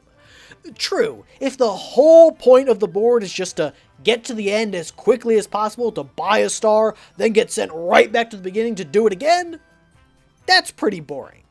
Boards like Rainbow Castle and Shy Guy's Perplex Express break up this system by occasionally changing what's at the end. Sure, sometimes you'll find a star waiting for you at the end, but sometimes you'll find your main man Bowser who will steal a star from you. In those instances, suddenly the game completely changes and everyone is fighting tooth and nail to stay the hell away from the end. I really like that, and I'm totally gonna steal it with a bit of a twist to make me seem smart and original. So from this, we can start to get a sense of what this board is going to look like. It needs to be a straight path where players race to the end, it needs to have unique ways to give players choices, and it needs to mix up the gameplay loop every once in a while. So, all we need to do now is come up with a few gameplay elements that facilitate these three goals. And so, with that, I give you all the fifth board in my hypothetical Mario Party game, Roy's Radical Railway. Because what are trains if not the poster child for moving in a straight line with no choices? Here's the basic premise for the board. It's set in a train yard where players start at the beginning and have to move down the tracks to reach the end as quickly as possible. Your boy Roy will be waiting at the finish, and the first person who gets there can buy a star for 20 coins. Then they're sent back to the beginning to start the whole thing over again. But here's the twist. Every time you buy a star, Roy will ask you to set the price for the next star. It can be 30, 20, 10, or 5. Whenever a price is picked, it cannot be picked again until everything has been selected. So, for example, say player 1 got there first. It starts at 20 coins, so you could set the next one at 30. Then player 2 could set it for 10, player 3 would be forced to set the next one to 5, and player 4 would have free reign to pick whatever they wanted. This is where the bulk of the player choice and strategy comes into play. Now, I hear ya. Why wouldn't you just always pick the most expensive option available to screw over the guy behind you? Well, you could do that, or you could try to collude with that person to screw over the person behind them who might be doing even better. You can do some wheeling and dealing. You can make plans. You can have plans go awry when someone manages to move way faster or slower than you thought, and all of a sudden Yoshi's catching a stray 30 corner that was meant for Hammer Bro, and your lifelong friendship is shattered. You know, the way Mario Party is meant to be played. And to cast one more stone into this pond, you can include a new item called the Bowser Phone. When you use it, Big Bow himself steps in to take over for his son? I think? Nephew? Who are the Koopalings? While Uncle Dad is in town, the next person who reaches the end will lose a star, or a bunch of coins if they don't have a star. Sometimes it's an all-out race to get to that cheap star like it's a Tickle Me Elmo in '96, and sometimes it's a battle against the ceaseless tides of time, drawing you closer to your inevitable demise. But it's not random chaos, it's chaos you have wrought yourself, which is the best kind. That's the central idea of the board. Sometimes you want to move quickly, sometimes you want to move slowly. Now we just need to come up with a few mechanics to facilitate that strategy, and we got ourselves a board.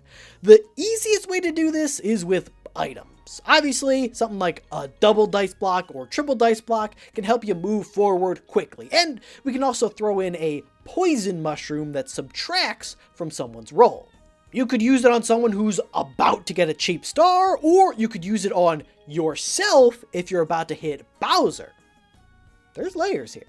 But items are pretty obvious, so how's this for a more interesting mechanic? This board takes place in a train yard. Let's throw in some trains. At certain points on the track, you'll run into train cars that you have to go up and over. If you land on the happening space in the middle of the train, you can send it forward or back. Anyone on top of the train is carried with it, and anyone who is run over by the train loses half their coins. To take it one step further, let's throw in an item, Roy's Wand, that lets you pick one of the trains to move right then and there.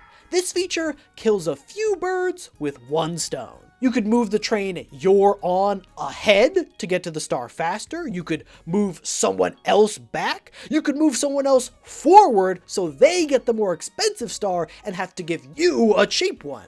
It also gives you ways to attack other players on the ground and hopefully keeps everyone's coins in check so you don't run into a scenario where everyone has 80 coins and the price is meaningless. And since the trains lie on top of the track, they can cover up spaces depending on where they stop, adding some variance to the board as the game progresses. That's a lot of dead birds. Now, for this to really work, you do need to limit the power of the wand item a bit. Once someone uses a wand to move a specific train, that train cannot be moved again until the end of that player's next turn. That way, if you send someone back, they can't just immediately bring themselves forward again, making the whole thing kind of useless. This mechanic solves a lot of our problems, but not all of them. There could still be plenty of turns where you don't have any items and you aren't close to the star. Without any branching paths, a lot of your turns will still consist of rolling, moving, and stopping without making a single choice. So, how do we fix this? Well, it's simple. Instead of having one path leading to the end, you have three. This train yard will have 3 parallel tracks, all the exact same length, with set points where you can jump between them. Now, I know what you're thinking. Did I just make Subway Surfers? Screw it, we're committing. This way, you get the same race to the finish feeling of the other straight path boards, while also getting to make choices as to where you land. Is this cheating on the initial concept? Maybe, but I feel okay about it because they're not really branching paths. They all lead to the same place in the end. Alright, we got enough concepts down. It's time to get into the nitty-gritty of the design. The first job is to figure out how big this board should be. Now, I could look at other similar boards and just see what they used, but I think we're way too far into a Chiptide video without talking about math yet.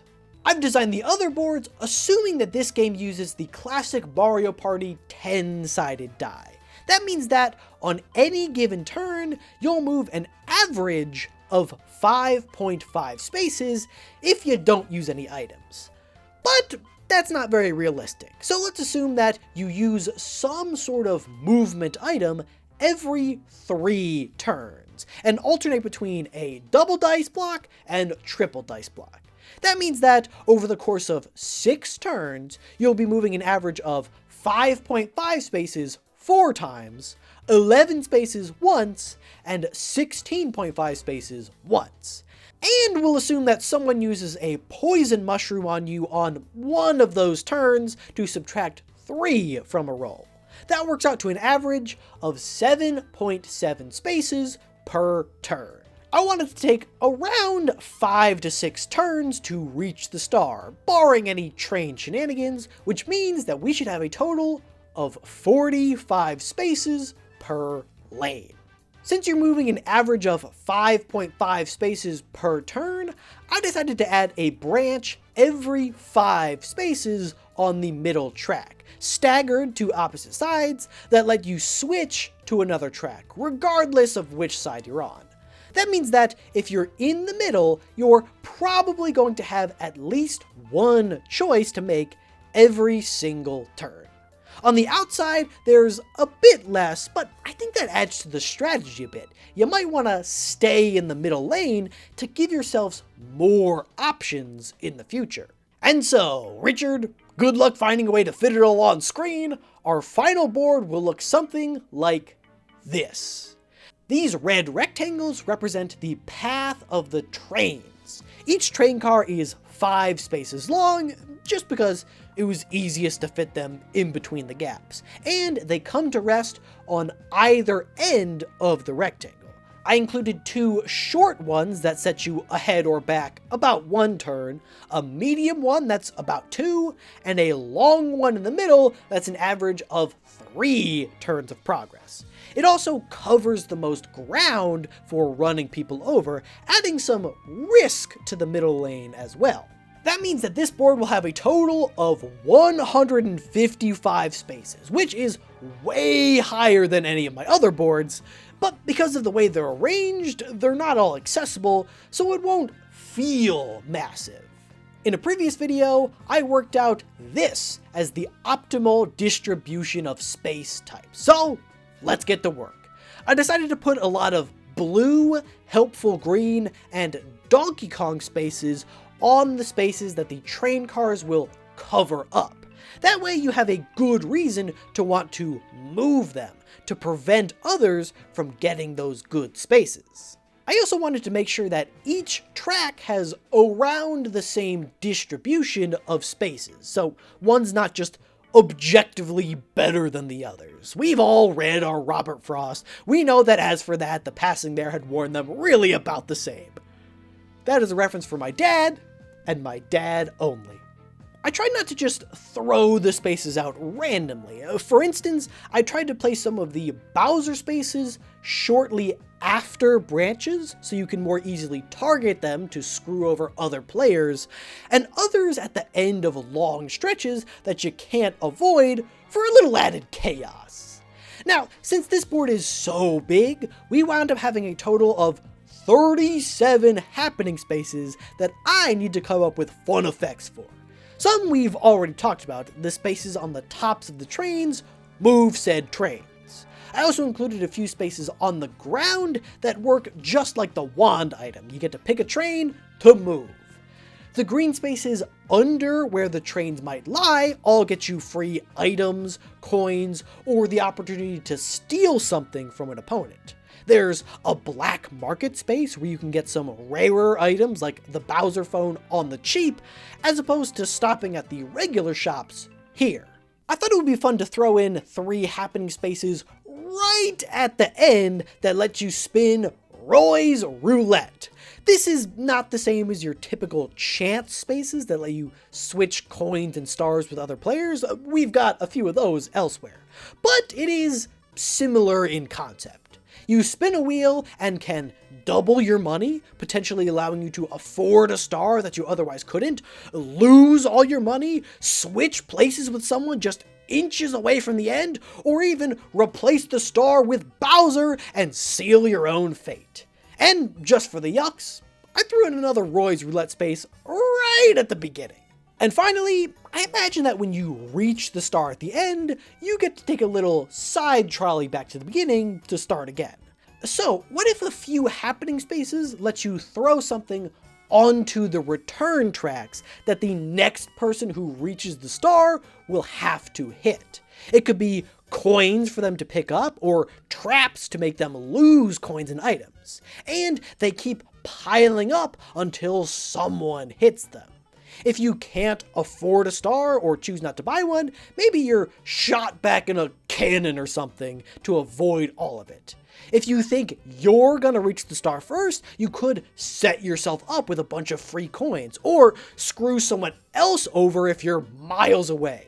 In some rare cases, you might actually have a reason to say no to a star if you know you're gonna get absolutely shredded by traps on your way back, which could be interesting. But that still leaves us with 4 happening spaces unaccounted for. I'll be honest, I was a little out of ideas at this point, so I decided to outsource it to all of you. I made a post asking for some ideas in my community tab, which you can see if you just subscribe to the channel. Hey, you did make it this far into the video after all. I bet you'd like it.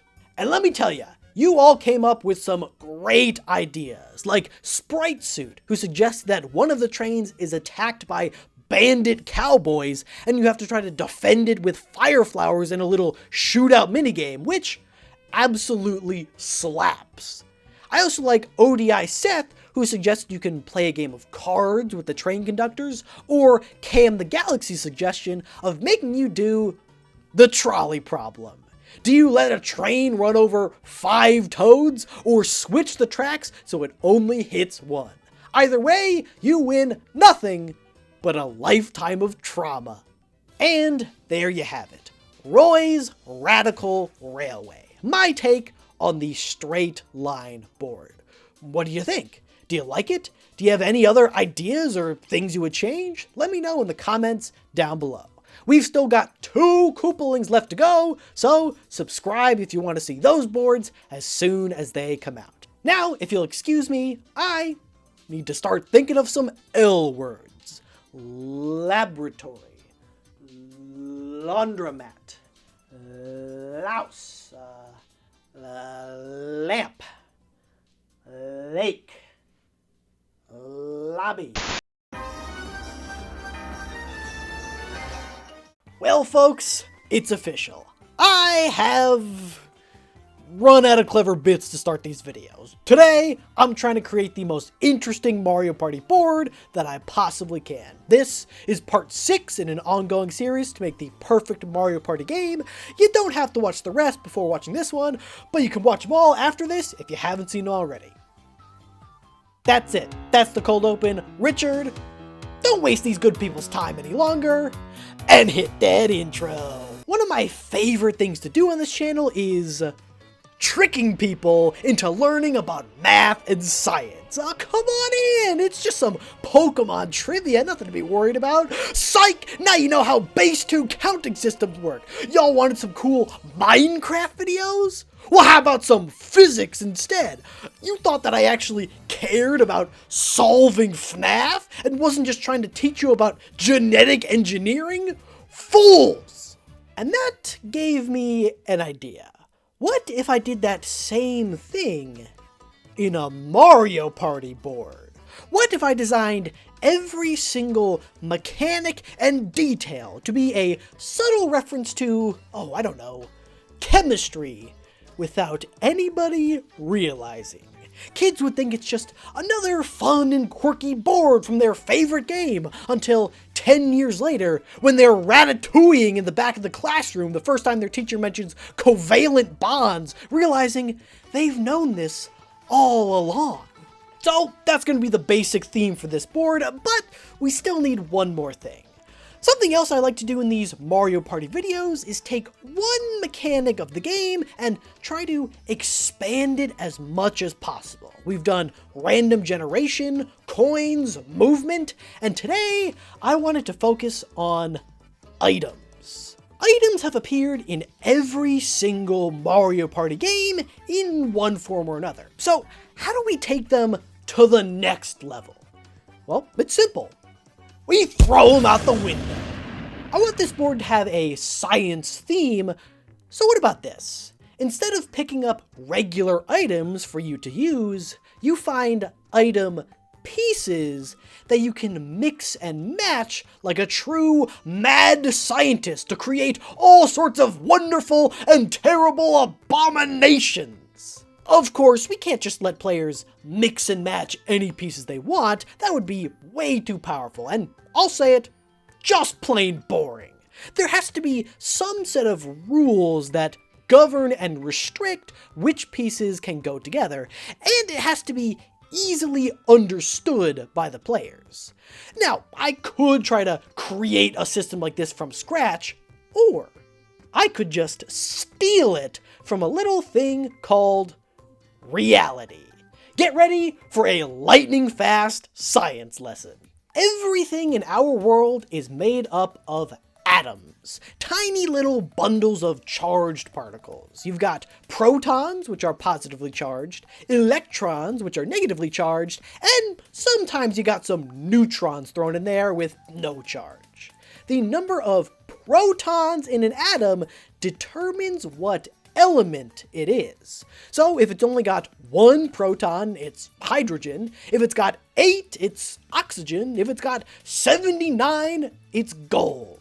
Think of atoms kinda like Legos. On their own, they're not all that impressive. But if you start putting them together, you can make some dope ninja hideouts and submarines and awesome underground drills. And can you tell that I grew up in the early 2000s?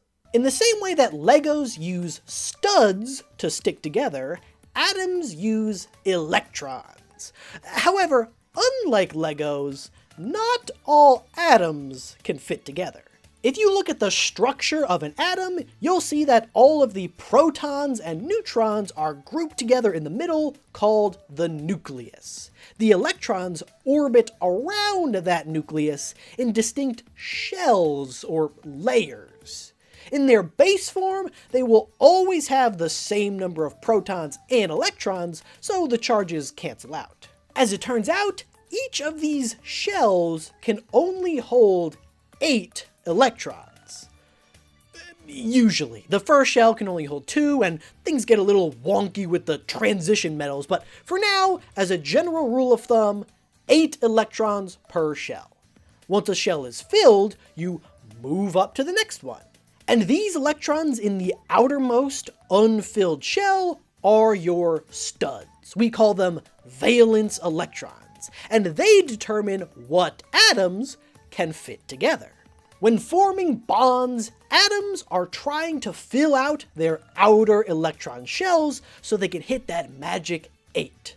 So, for example, chlorine has an atomic number of 17.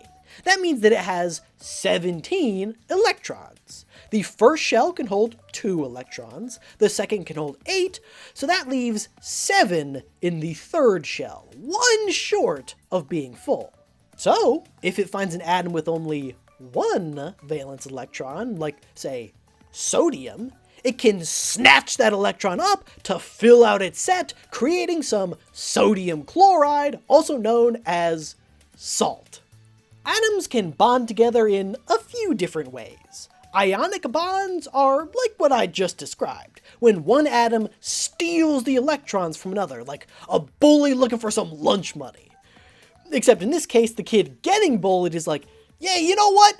That lunch money was slowing me down anyway. Go ahead, take it all. And the bully's like, whoa, dude, I don't need that much lunch money. And the kid is like, take it. Take the lunch money. Do it, coward. Do it. Then there are covalent bonds, the far less toxic version, where atoms realize they could just share some electrons to make everyone happy. For example, oxygen has 6 valence electrons, meaning it needs 2 more to fill out that shell. Hydrogen only has 1 electron in its first shell, meaning it also only needs 1 more.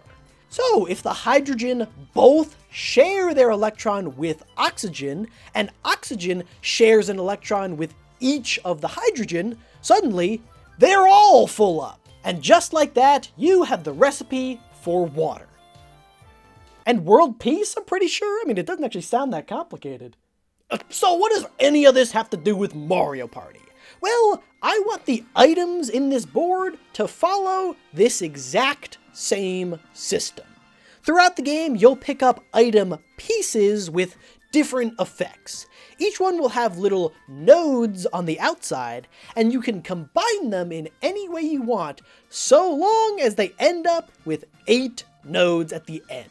For example, you might find a die piece with 6 nodes. Pair it with another one by sharing 2 pairs of nodes, and you can create a double dice block. Mix 3 together, and you could have a triple dice block.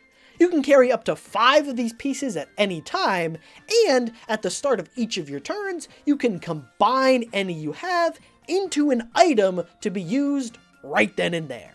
Now, admittedly, this system could risk becoming very complicated, potentially overpowered, and a bit time-consuming, so let's simplify it just a bit. First, let's say that item pieces can only have an even number of nodes, so 2, 4, or 6. Just makes things a little less overwhelming and easier to keep track of.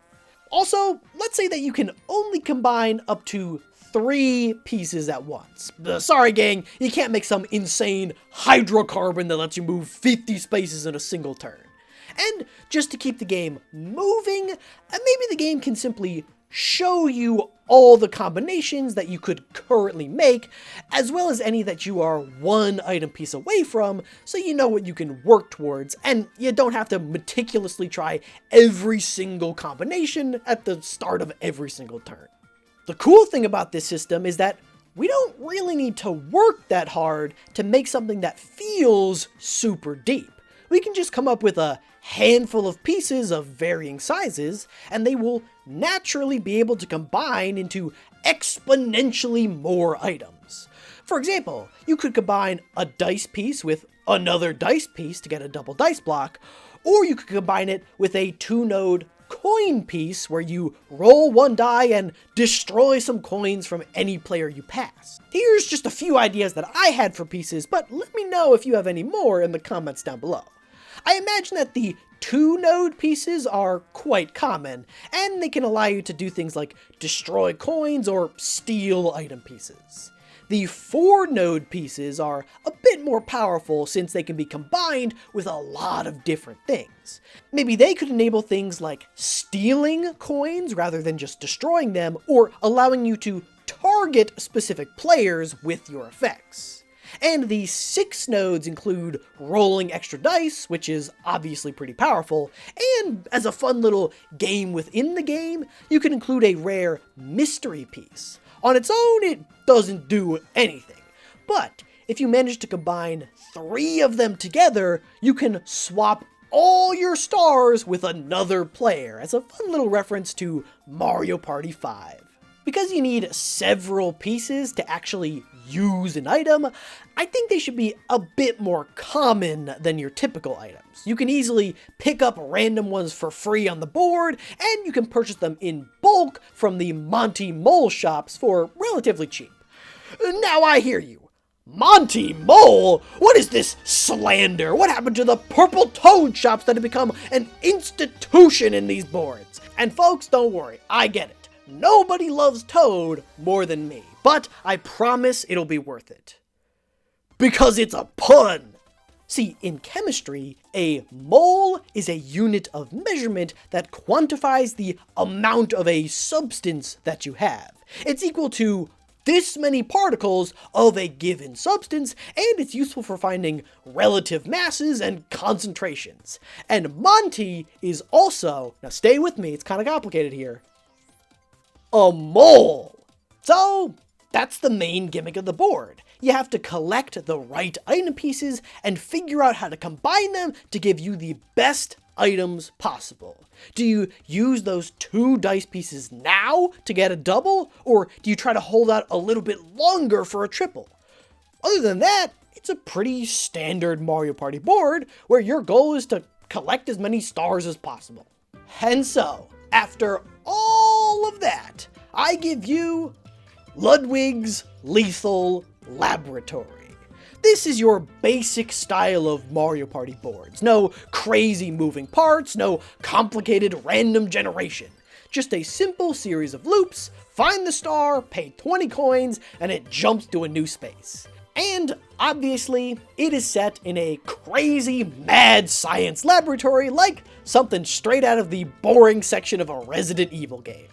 Now, I could have just laid out the spaces in a basic loop pattern like I did with the first board, but remember, I want every aspect of this board to be a subtle chemistry reference that kids won't fully appreciate for another 5 to 10 years. So, I made it shaped like the periodic table. Now, look, is this thing a conducive shape for a Mario Party board? No.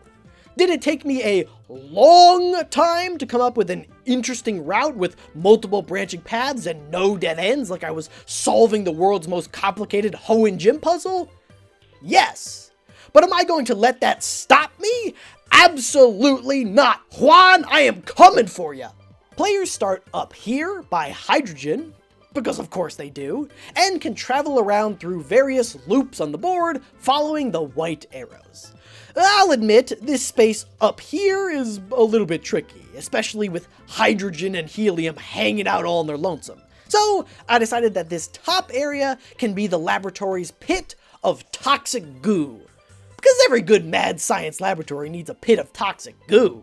There will be little docks here where you can get on a boat and get off at any of these locations, just to connect things up a bit more and give you some more options.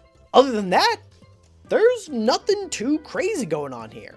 I threw in 2 Bowser spaces and 1 DK space where you spin a wheel and something good or bad happens to you, and a couple of red spaces evenly distributed according to the ideal distribution from the first video. Now, we just need to come up with some fun effects for all the green spaces. Of course, you got your classics. These here will get you 2 to 3 random item pieces. These 2 here will transmute a few of your item pieces into new ones. And these will let you play little micro games to try and win some coins or items or something. I thought it might be fun if they were themed around the element that space corresponds to. So, for example, this one here is where gold would be, so you just get a crap ton of gold coins. This one here corresponds with gallium, a super cool element that can melt in your hand. Maybe you have to try and cast it into like a coin shape and you get more depending on how well you do. And this one is silicon, which can do all sorts of things and is even theorized to be a potential building block for alien life forms. So I don't know, maybe you get like kidnapped by aliens or something and warped to a random spot on the map. These 2 down here will each warp you to a secret area that corresponds to, you know, those 2 rows in the periodic table that they always chuck at the bottom so they can easily fit it all into one page. The top one takes you to a special area filled with blue spaces and a free star at the end. Kind of like the lucky spaces for Mario Party 8.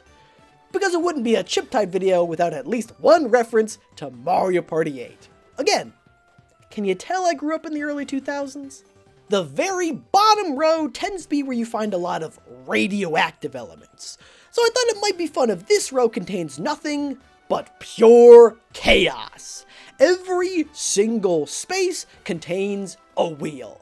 You spin it, and something completely random happens to you. And the further you move down the track towards the more radioactive elements, the more random and extreme the effects become, from gaining and losing coins to gaining and losing whole stars. Now, is it potentially problematic to teach kids that playing with radioactive elements might get them cool free stuff? No, I don't think so. Of course, we have to throw a few chance time spaces in there. It wouldn't be a Mario Party game without them. And for the last few, I had another fun little chemistry idea. Oftentimes when you see a periodic table, you'll see it split into color-coded blocks. Elements in the same block will usually have similar properties and bond in similar ways. So, this whole board will also be split into those same blocks, denoted by the color of the floor. Anytime someone lands on one of these spaces, they will spin a wheel with all the colors on it. Then a specific effect will occur to anyone currently in the block that it landed on, based on the properties of that block. Elements in these first two columns, known as the alkali and alkaline earth metals, are highly reactive because they only have 1 to 2 valence electrons that they desperately want to offload. So, if it lands on red, anyone in that area will have one of their item pieces fused with a random other one, creating an item that will automatically be used on their next turn. The transition metals down here are highly electrically conductive due to the way that they bond. So if it lands on blue, anyone in this zone will be zapped and lose half their coins. The post-transition metals all tend to be very soft and malleable. Maybe here your die becomes all sludgy and your movement is halved on your next turn. The metalloids are kinda wishy-washy. Sometimes they act like metals, sometimes they don't. So here, you flip a coin and gain or lose money at random. The reactive non-metals are hungry for electrons. They love to just steal things. So if it lands on yellow, anyone not in that area loses half their coins. And that whole pot is divided up amongst the people in the yellow. The lanthanides and actinides at the bottom are kind of all over the place, I'll be honest. I couldn't think of a great thematic effect for this one, so I don't know, you just get some free random item pieces, I don't know. The elements here have unknown properties because they don't really exist in nature, so maybe it just randomly picks one of the other effects. And lastly, we have the noble gases, which are pretty special. They already have completely full outer electron shells, so they are completely non-reactive. This is a safe zone. If it lands on orange, nothing happens. This wheel can be spun on any of these happening spaces, or if you manage to craft the Ludwig's Wand item, you can select a zone and trigger its effect whenever you want. And there you have it, Ludwig's Lethal Laboratory. True, it is a bit simplistic in its layout, but hopefully the creativity and multitude of possibilities of the item combinations will lead to endless shenanigans, cool moves, and broken friendships. And just like that, we've got 6 of the 7 boards down. We've come this far without a problem, and I'm sure Lemmy's board won't give me any trouble at all. Folks, it's been a long journey, but we've finally come to the end of the road. 7 months ago, I embarked on a journey to create a statistically perfect Mario Party game, where each and every board was meticulously designed and optimized with mathematical rigor to be as fun as possible. We've covered all sorts of ground, from the importance of player choice to the mechanics of random generation and properly balancing an economy. But today, for this 7th and final board, I don't have a crazy gimmick. I'm not rewriting the laws of Mario Party itself. No, I think that I've earned a little victory lap. A week to take it easy, throw together all the stuff that we've learned, and make one last pretty great board. That is what I would say if I were a coward. Today, I want to talk about Mario Party 9 and 10, also known as the car game. In these, there are no player choices, there are no strategic opportunities, there is only the car. Fans collectively panned this design philosophy when it was first introduced in Mario Party 9. They wailed in despair when it was brought back in 10, and they sang songs of their rejoice when it was done away with in Super. Ding dong, the car is dead. And I think I can fix it. You may call it hubris. You can warn me of Icarus and his fateful flight towards that great celestial body. But here's the thing. Just don't make your wings out of wax and you'll be fine. Today, I am creating the statistically best Mario Party car board. And perhaps the best board, period. Richard, hit that intro. So, before we can start creating the perfect car-style board, we first need to understand why they failed to work in the first place. For those who have never played Mario Party 9 and 10, first of all, probably a good call. But as panned as these games often are for breaking too far from the established formula, they do share some things in common with the Mario Party games of old. You roll dice to move spaces, you occasionally play minigames, and actually that's about it. Unlike most Mario Party games where everyone has the ability to move around the board as they please, here everyone is stuck in a car together. If I roll a 4, everybody's going 4. If Richard wants to go left, everybody's going left. Idiot! That was our exit right there, dude. Now we're gonna have... Now, because everyone moves together as a unit, you can't do the usual race to the star thing. Everyone would just always reach it at the exact same time. Instead, these boards tend to be long, straight lines with the occasional branching path. Scattered along these boards are little mini stars for you to pick up. If you're in the driver's seat when you pass some mini stars, you pick them up. And there are some points where you all compete in a mini game to get a bunch of mini stars, and whoever has the most by the time you reach the end is the winner. Because mini stars can be picked up for free, there's no need for coins in this game. And since there are no coins, there's no need to play mini games in between every turn. Instead, you only play minigames when you land on specific spaces. And that's kind of a shame, because there are some really great minigames in here, you just don't get to play them that often. Now, if you've watched the rest of this series, you may have already started to pick up on some of the problems with this style of board. And that is the complete removal of player agency. You don't get to pick where you go, you don't get to plan ahead, you're basically just at the mercy of everybody's rolls and have to cross your fingers that you happen to be in the driver's seat when you pass some mini stars. It's pretty much all luck, and they don't even really try to hide it.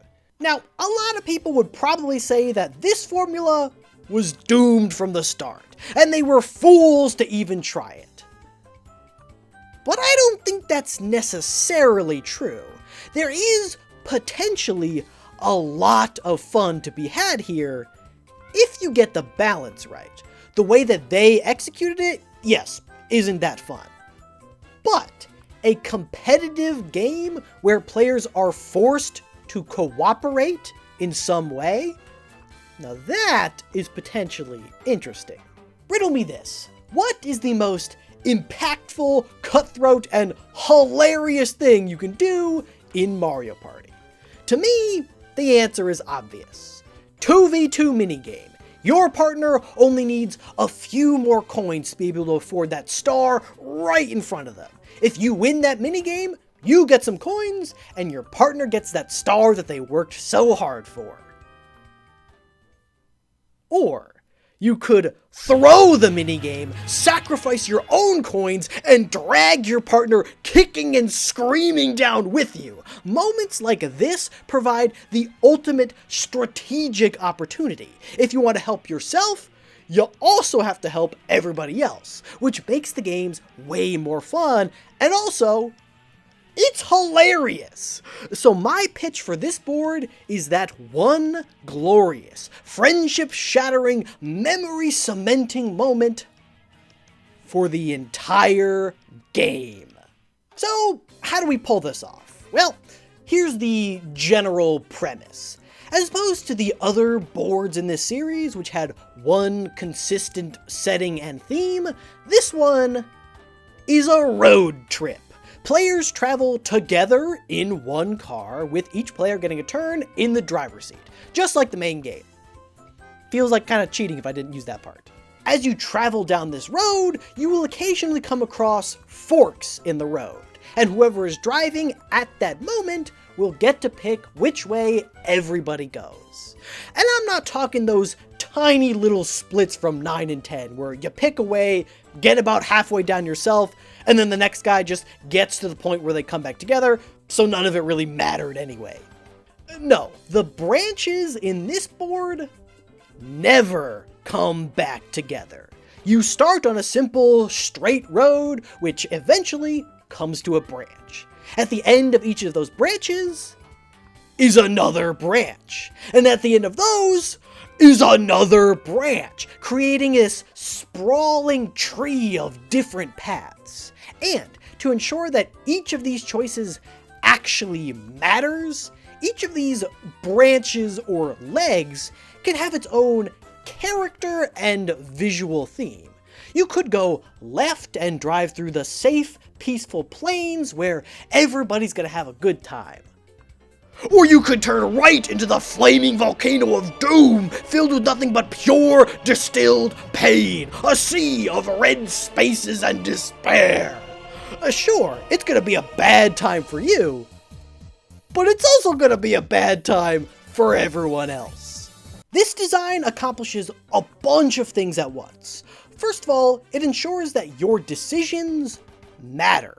If someone really wants to go left, you could screw them over and just go right. And now, everybody has to deal with your mistakes. There's no going back, there's no do-overs. Your only hope is to beg and bargain with whoever happens to be driving to take you down the road you want. And it also hits on another factor we've talked about in past videos, replayability. Sure, the board itself is the same every time, but you can always pick a new route and travel to a new area you've never been before. It creates this sprawling adventure where you have to play again and again and again to see what's around every corner. But there's still one big problem to solve with this board. How do you win? Well, big shocker, I'm throwing out the mini-stars. They rely way too heavily on luck, which in practice isn't all that fun. So we're bringing back the classic coins and stars. You still collect coins from landing on blue spaces, and you still play mini-games in between every round. However, we're going to have to make a few changes to stars to ensure that they work in this format. So how about this? Instead of the star being on a specific space on the board or at the end of the track, there are certain checkpoints along the way. Maybe 2 to 4, depending on how long of a game you choose to play. When the car reaches one of these checkpoints, everybody gets a chance to buy stars. It doesn't matter who the driver is. And to avoid a bunch of ties where everybody just buys a star at every checkpoint, let's say that you can buy up to 3 at a time if you can afford them. And as a fun little twist to pay homage to the battle minigames from 9 and 10, which were pretty fun, whenever you reach one of these checkpoints, you all partake in a special battle minigame, and your placement in said minigame determines the price you have to pay per star. So the person in first can buy a star for 10, second has to pay 15, then 20, and 25. This happens at each checkpoint, which you'll always cross no matter what lane you pick. And whoever has the most stars when you reach the end is the winner. In broad strokes, it's not too different from 9 and 10, but I think the little details are where this board will really shine. And so, I give you all Lemmy's Looney Lanes. Because he's the only one left. The first thing we need to figure out is how big this board should be. So, let's do a little math. In a previous video, we found that you will move an average of 8.12 spaces per turn, factoring in the occasional items. Since all players are moving together, that means that the car will move 32.48 spaces around. Now, I want to make sure that these lanes are long enough that you don't just blow past the whole thing. I want to make my friends really sit with my bad choices for a while. And I also want to make sure that different people get to make the choice each time. So let's say that each leg should take an average of 3.75 full rounds to get through. That way, you'll probably hit a fork at a different point in the rotation each time. At 32.48 spaces per round, that means that each lane should have around 121 spaces. And now, that is a bit long to just go in a straight line, so maybe within these larger branches, you can have the little splits that quickly come back together. These don't need to have massive game-altering effects, they're more about spicing up your individual turn. Now, obviously, since the game only ends when you reach the end, you can't set a distinct turn limit like with the other boards. But we still want a way to adjust the length of the game, so here, instead of choosing a number of turns, you choose a number of legs. For shorter games, you can stop after 3 legs, which will probably equate to around 10 to 12 turns. Pretty short. If you want a longer game, you could go up to 5 legs for closer to a 20-turn game.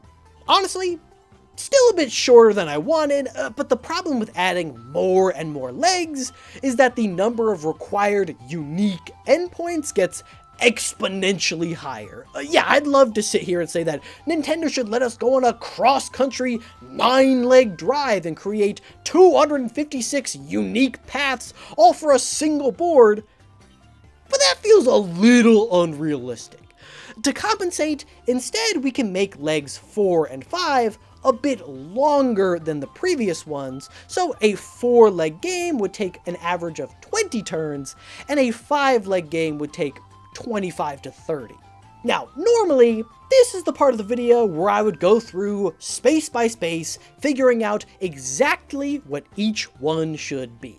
At 5 legs long, that is a total of 31 unique paths, each with a minimum of 121 spaces for a total of 3,751 spaces that I would have to figure out. I'm not doing that. So instead, I'll just go through the flavors and ideas that I had for some of these paths, as well as some fun events you could include.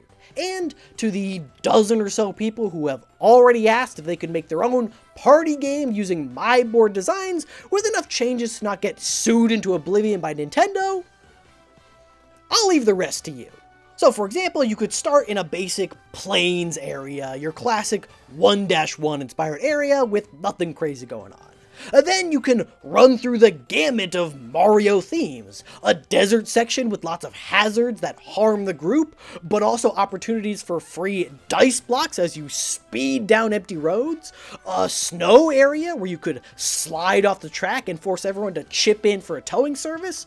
A water zone where your car turns into a duck boat and you have to work together to fend off pirates. Stuff like that. And now with 31 paths, you'd need a lot more themes than this, but you could also get away with repeating some as long as you don't put them in a single line. But feel free to leave your own suggestions down below. Remember, we want events that require some level of cooperation, so you have a golden opportunity to be as uncooperative as possible. Another fun idea I had to incentivize choosing one path over another is by making them affect the bonus stars. stars. Normally, at the end of every Mario Party game, 3 random bonus stars are selected and awarded to players based on certain criteria. Maybe this time, instead of being random, they can be tied to the path that you took. So if you went left at the first fork, the happening star is locked in, but if you go right, you'll get the minigame star instead. And players will be able to see all the stars at each branch at the start of the game. So maybe you decide at the beginning that you want to gun it for the running star all the way to the left and try and use as many dice blocks as you can. Or if you know that the minigame star is down the road to the left and your buddy is absolutely cracked at minigames, you could just go to the right. Just to add yet another layer of strategy and the opportunity to impact other players. Item shops should work similarly to the stars in that when you pass them, everybody gets a chance to get out and go buy stuff. Stretch your legs, get some snacks, use the bathroom, classic road stop activities. Items that allow you to change your dice are obviously the most interesting because they affect everyone. But you also have an opportunity to add in unique items that would only work in this format, like a Mario Kart banana. Place it on a space ahead of you, and whoever's driving when you pass it loses a bunch of coins. Just hope that they don't all band together to move as slow as possible and make you fall on your own sword. As for happening spaces, I think there are loads of opportunities for fun, road trip inspired events. Maybe the driver has to get out and pay for gas. Maybe you get a flat tire and everyone has to sacrifice an item as they get out to go push. Stuff like that, with a good mix of things that affect just the driver and things that affect everyone, so you can all yell and scream at someone for something that wasn't their fault at all. And if you want to lean more into the competitive cooperation aspect, I had a fun idea for a little game inspired by the famous Prisoner's Dilemma called Lemmy's Lottery. If you land on certain happening spaces scattered liberally across the board, Lemmy will pop out and offer everyone a choice between 2 things themed after the area that you're in. So maybe if you're on a beach, he'll offer a coconut or a mango. And everyone simply has to pick one of them in secret. If everyone picks the same object, you all get 10 coins. If you pick one object and everyone else picks another, the one person gets 30 coins. If the votes are split 2 and 2, everybody loses 10 coins. Simple as that. Now, you can have as much time as you want to discuss amongst yourselves and all agree, okay, we're all picking mango to get the coins. Got it? Everyone got it? Okay. But here's the thing. If you just switch to the coconut and let all those chumps go with the plan, you could make some bank. You just gotta hope that I don't have the same idea and we all lose. Or, God forbid, you, me, and Richard all try to pull one over on each other and Hammer Bro ends up walking away with fat stacks for being the only honest dude in the bunch. You greedy bastards, look what you did. I can't judge, I'm in there too. And there you have it. With just a few simple changes, we have turned the hated cardboard into something completely unique, cutthroat, and hopefully incredibly fun. Yes, everyone has to move together, but we haven't entirely removed player agency.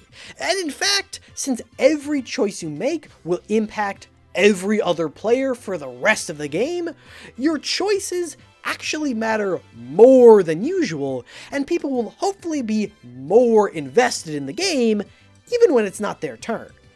And, just like that, we've reached the end of our series. One board for each of the 7 Koopalings, each as statistically perfect as the last. Nintendo, your move.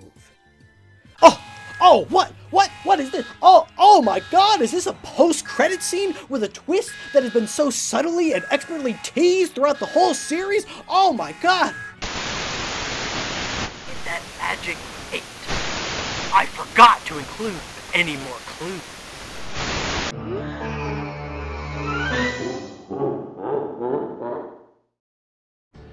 I'll see you all next week for the finale of the statistically best Mario Party game. Richard, let's get ready to Dude, I told you the exit was to our left. Where you going?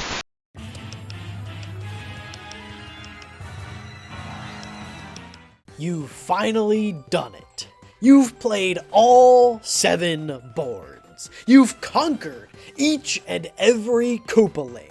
You've even completed that weird side mode that they always include that, I guess is pretty fun, but also feels a little unnecessary. Like, I'm actually good on bad Mario Kart, You've done it all. Or have you? In a twist that absolutely nobody saw coming, because they definitely don't do it in every single Mario game, there was another hidden level to this game. One far more devious and challenging than any that came before. See, every party needs a crasher. And Bowser just so happens to be in town. Today, in the actual finale of my perfect Mario Party board series, I am putting everything I learned to the test. I'm busting out the dingbat principles one last time and creating the last perfect Mario Party board. Richard, hit that intro.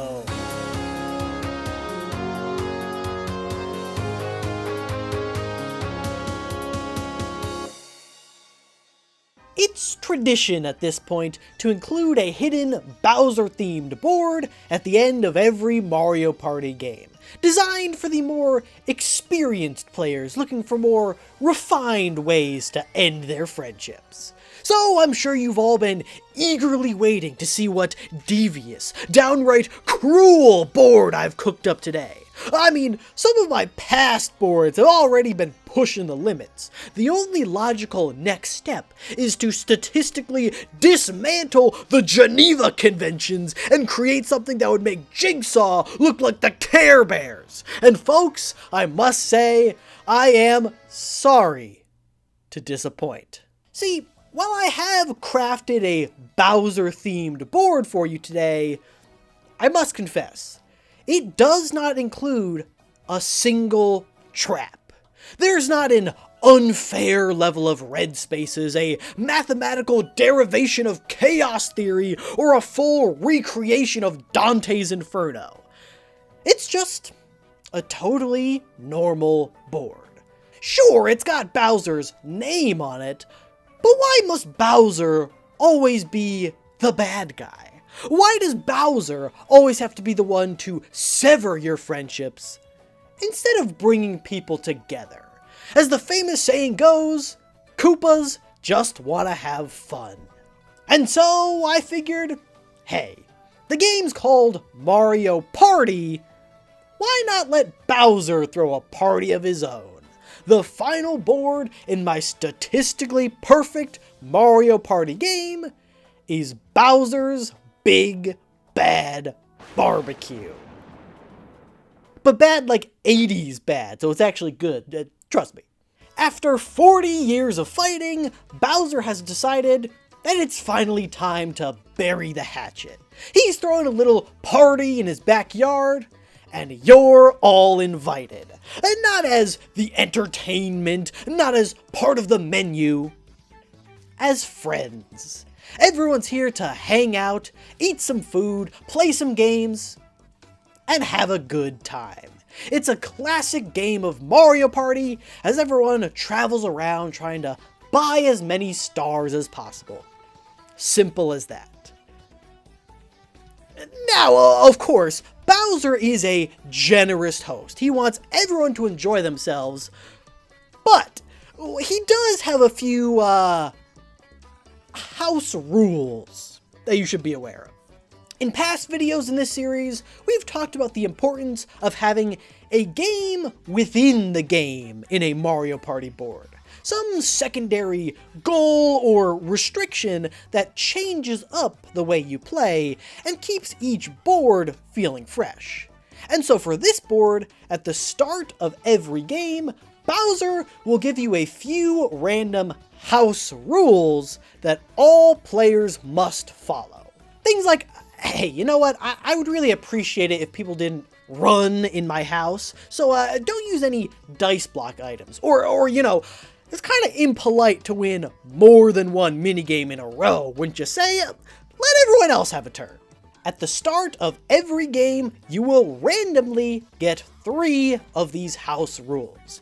And every 5 turns, Bowser will randomly select a player, and they get to pick another house rule to add to the list that everybody, including them, must follow.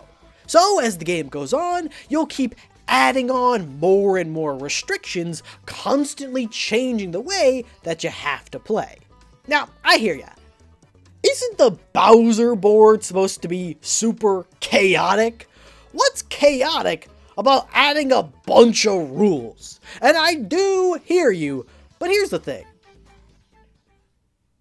You could just break those rules. There's nothing in the game that prevents you from using a double dice block or winning every single minigame. But if you do choose to break a rule, it's gonna earn you some bad karma with Bowser.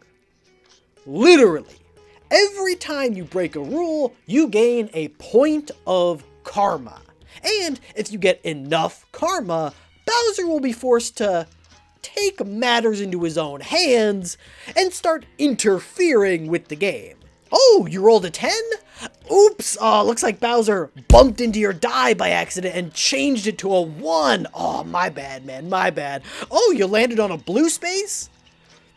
Actually, no, I'm pretty sure that one's red now. Tough luck. And that is the delicate game that you have to play on this board. You can always choose to break one of the house rules to try and get ahead or give yourself an advantage. But doing so will cost you in the long run. Because once you get a point of karma, it's impossible to get rid of it. Bowser doesn't forgive, and he doesn't forget. The more karma you accumulate, the greater the odds that Bowser will mess with you. And if you somehow manage to get to the last 5 turns without a single point of karma, which will require a lot of restraint and a fair bit of luck, maybe Bowser will start helping you cheat by giving you free coins or helping you roll high or even aiding you in minigames. This is where the signature chaos of a Bowser board comes from, as people start throwing the rules out the window to get every unfair advantage they can, or scratching and clawing to maintain their reputation as everyone else tries to tear them down. Not only does this add a game within the game and a new level of strategy, it also adds a lot of replayability with new rules each time you play, and interaction between players as everyone starts adding in new rules to mess with each other.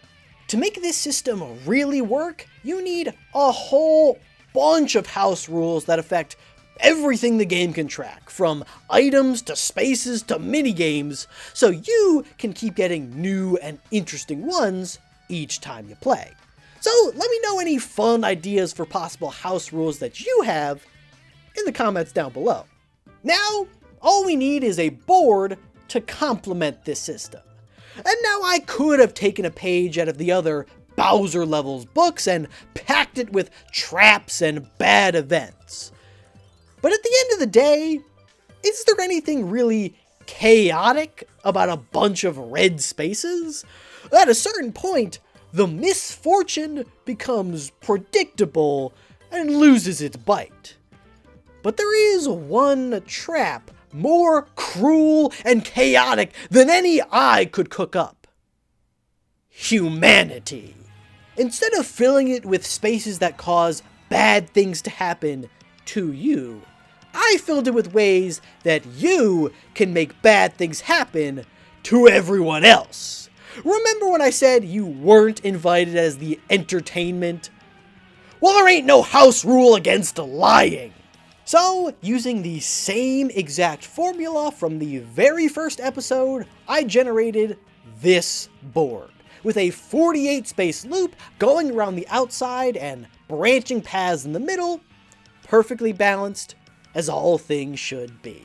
To stay with the barbecue theme, this board is split into different areas that would all fit in a backyard party. You've got the house, a pool, the big grill, a gladiatorial coliseum where you duel your compatriots to the death, and a nice big yard filled with fun lawn games. Players will start at the gate in the bottom right corner. Making your way north, you will quickly come to the Coliseum, being run by Bowser Jr.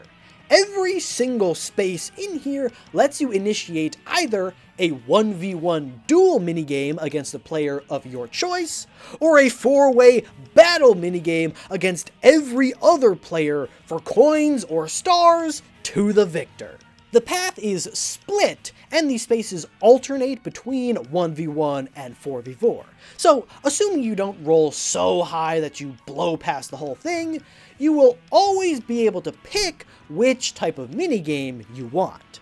Now, that is potentially a lot of extra minigames if everyone goes in here, which could drag the game out a little too much. But remember, this board is all about letting players break the rules if they want. So if someone challenges you to a duel, but you'd rather hang on to that star, actually, thank you very much, you could just say no. Of course, you should know that Bowser has a strict no coward policy in his house. So for every duel you refuse, you will get 2 points of karma. Choose your battles carefully. If you continue north, you'll pass the first Toad shop, who, in addition to his usual stock of items, will always sell the dueling glove item. Basically, the equivalent of the Duelo candy from Mario Party 8, where you roll 2 dice and duel the first person you see. Now, I don't want a situation where someone literally never puts their stars on the line, karma be damned. So I think duels initiated with the item should be unavoidable. In the same way that if someone calls you up and challenges you to a fight, you could just not show up. But if someone rocks up to you and says, "We're fighting right now," you're fighting. You're getting jumped is what I'm trying to say. You'll also pass the first of 4 Bowser spaces where he'll force you to play some micro game and you can get a bunch of bad karma and lose coins or a star if you don't do good enough. Bowser has a strict no loser policy too. After that, you'll come across the grill, where Bowser's cooking up some burgers and dogs for everyone. At the start of the game, he's still waiting for it to heat up, so it's mostly blue. However, as the game goes on and it gets hotter, the spaces slowly start turning red. And if you land on this green space right before, Bowser will blast it with heat and turn everything on the grill red for a few turns. So don't land there. Continuing along the top, you'll pass the first of 3 chance time spaces, because you know every good board's gotta have a chance time space, as well as the one and only DK space. Donkey Kong wasn't invited to the party, but you can find him peeking over the fence to slip you a free star. South of that is Bowser's Pool, complete with another Toad shop themed after a poolside bar. And Bowser would like to reassure you that Toad is here completely of his own volition. He hasn't been kidnapped and is being held as an indentured servant to make sure that the party goes off smoothly. Thank you very much. There's also a happening space here to crank up the heat in the pool and get everyone who's in it a few free coins. Unless, of course, there's someone in there with real bad karma, in which case Bowser might accidentally crank up the heat a little too high and boil everyone inside alive, making them lose half their coins. What are you gonna do? If you keep going down, you'll enter the house, which has a few chance spaces, one of 2 King Boos, who you can pay to steal money or stars from other players, and a happening space that lets you loot Bowser's fridge for some free items, at the cost of some karma, of course. Bowser has a strict no looting policy. I also had a fun little idea for the kitchen. If you pass this area, one of the Koopalings will take your order and throw a piece of meat on the grill for you, and give you a window of turns you have to get there before it's done. Maybe something like 3 to 4 turns. If you can get back up to the grill in that window, Bowser will give you your meat and you get a bunch of free coins. If you're too early or too late, it's either raw or overcooked, and you get nothing. Now, of course, if someone else makes it to the grill in that window before you, they could always pretend that they were the ones who ordered that cheeseburger and steal your reward from you. At the cost of some karma, of course. What did he say? No looting. Read the sign. And lastly, we have the yard in the middle, with some interconnected paths to make getting around a bit easier. All the happening spaces out here let you play some classic yard games against the various Koopalings to try and get some free coins and items. You could play Wiffle Ball with Wendy, Can Jam with Lemmy and Ludwig, join Iggy on the putting green, some pool volleyball against Larry, and I hear Roy plays a mean cornhole. And of course, each of these games gives you the opportunity to cheat, if you don't mind the consequences. And there you have it. Bowser's Big Bad Barbecue. I know some of you might be disappointed that it's not some insane torture device that would make the Spencer Mansion look like Candyland, but it all goes back to one of the core tenets from the very first video. Pure random chaos can be fun, but it's far more fun to wield that chaos like a weapon and inflict it upon each other. With lots of ways to duel your opponents and optional house rules to change the way you think about the game, I think this board will provide way more chaos than 50 red spaces ever could. But what do you think? Do you like this board? And now that you've seen them all, which one's your favorite? And for everyone who's followed this entire series, thank you so much. I had a ton of fun making all of these and reading all your suggestions and ideas in the comments. And if there's any other games that you'd like to see me try to statistically improve, let me know. Now, if you'll excuse me, I have to go challenge Richard to a duel. Oh, no, there's no saying no to that. Oh!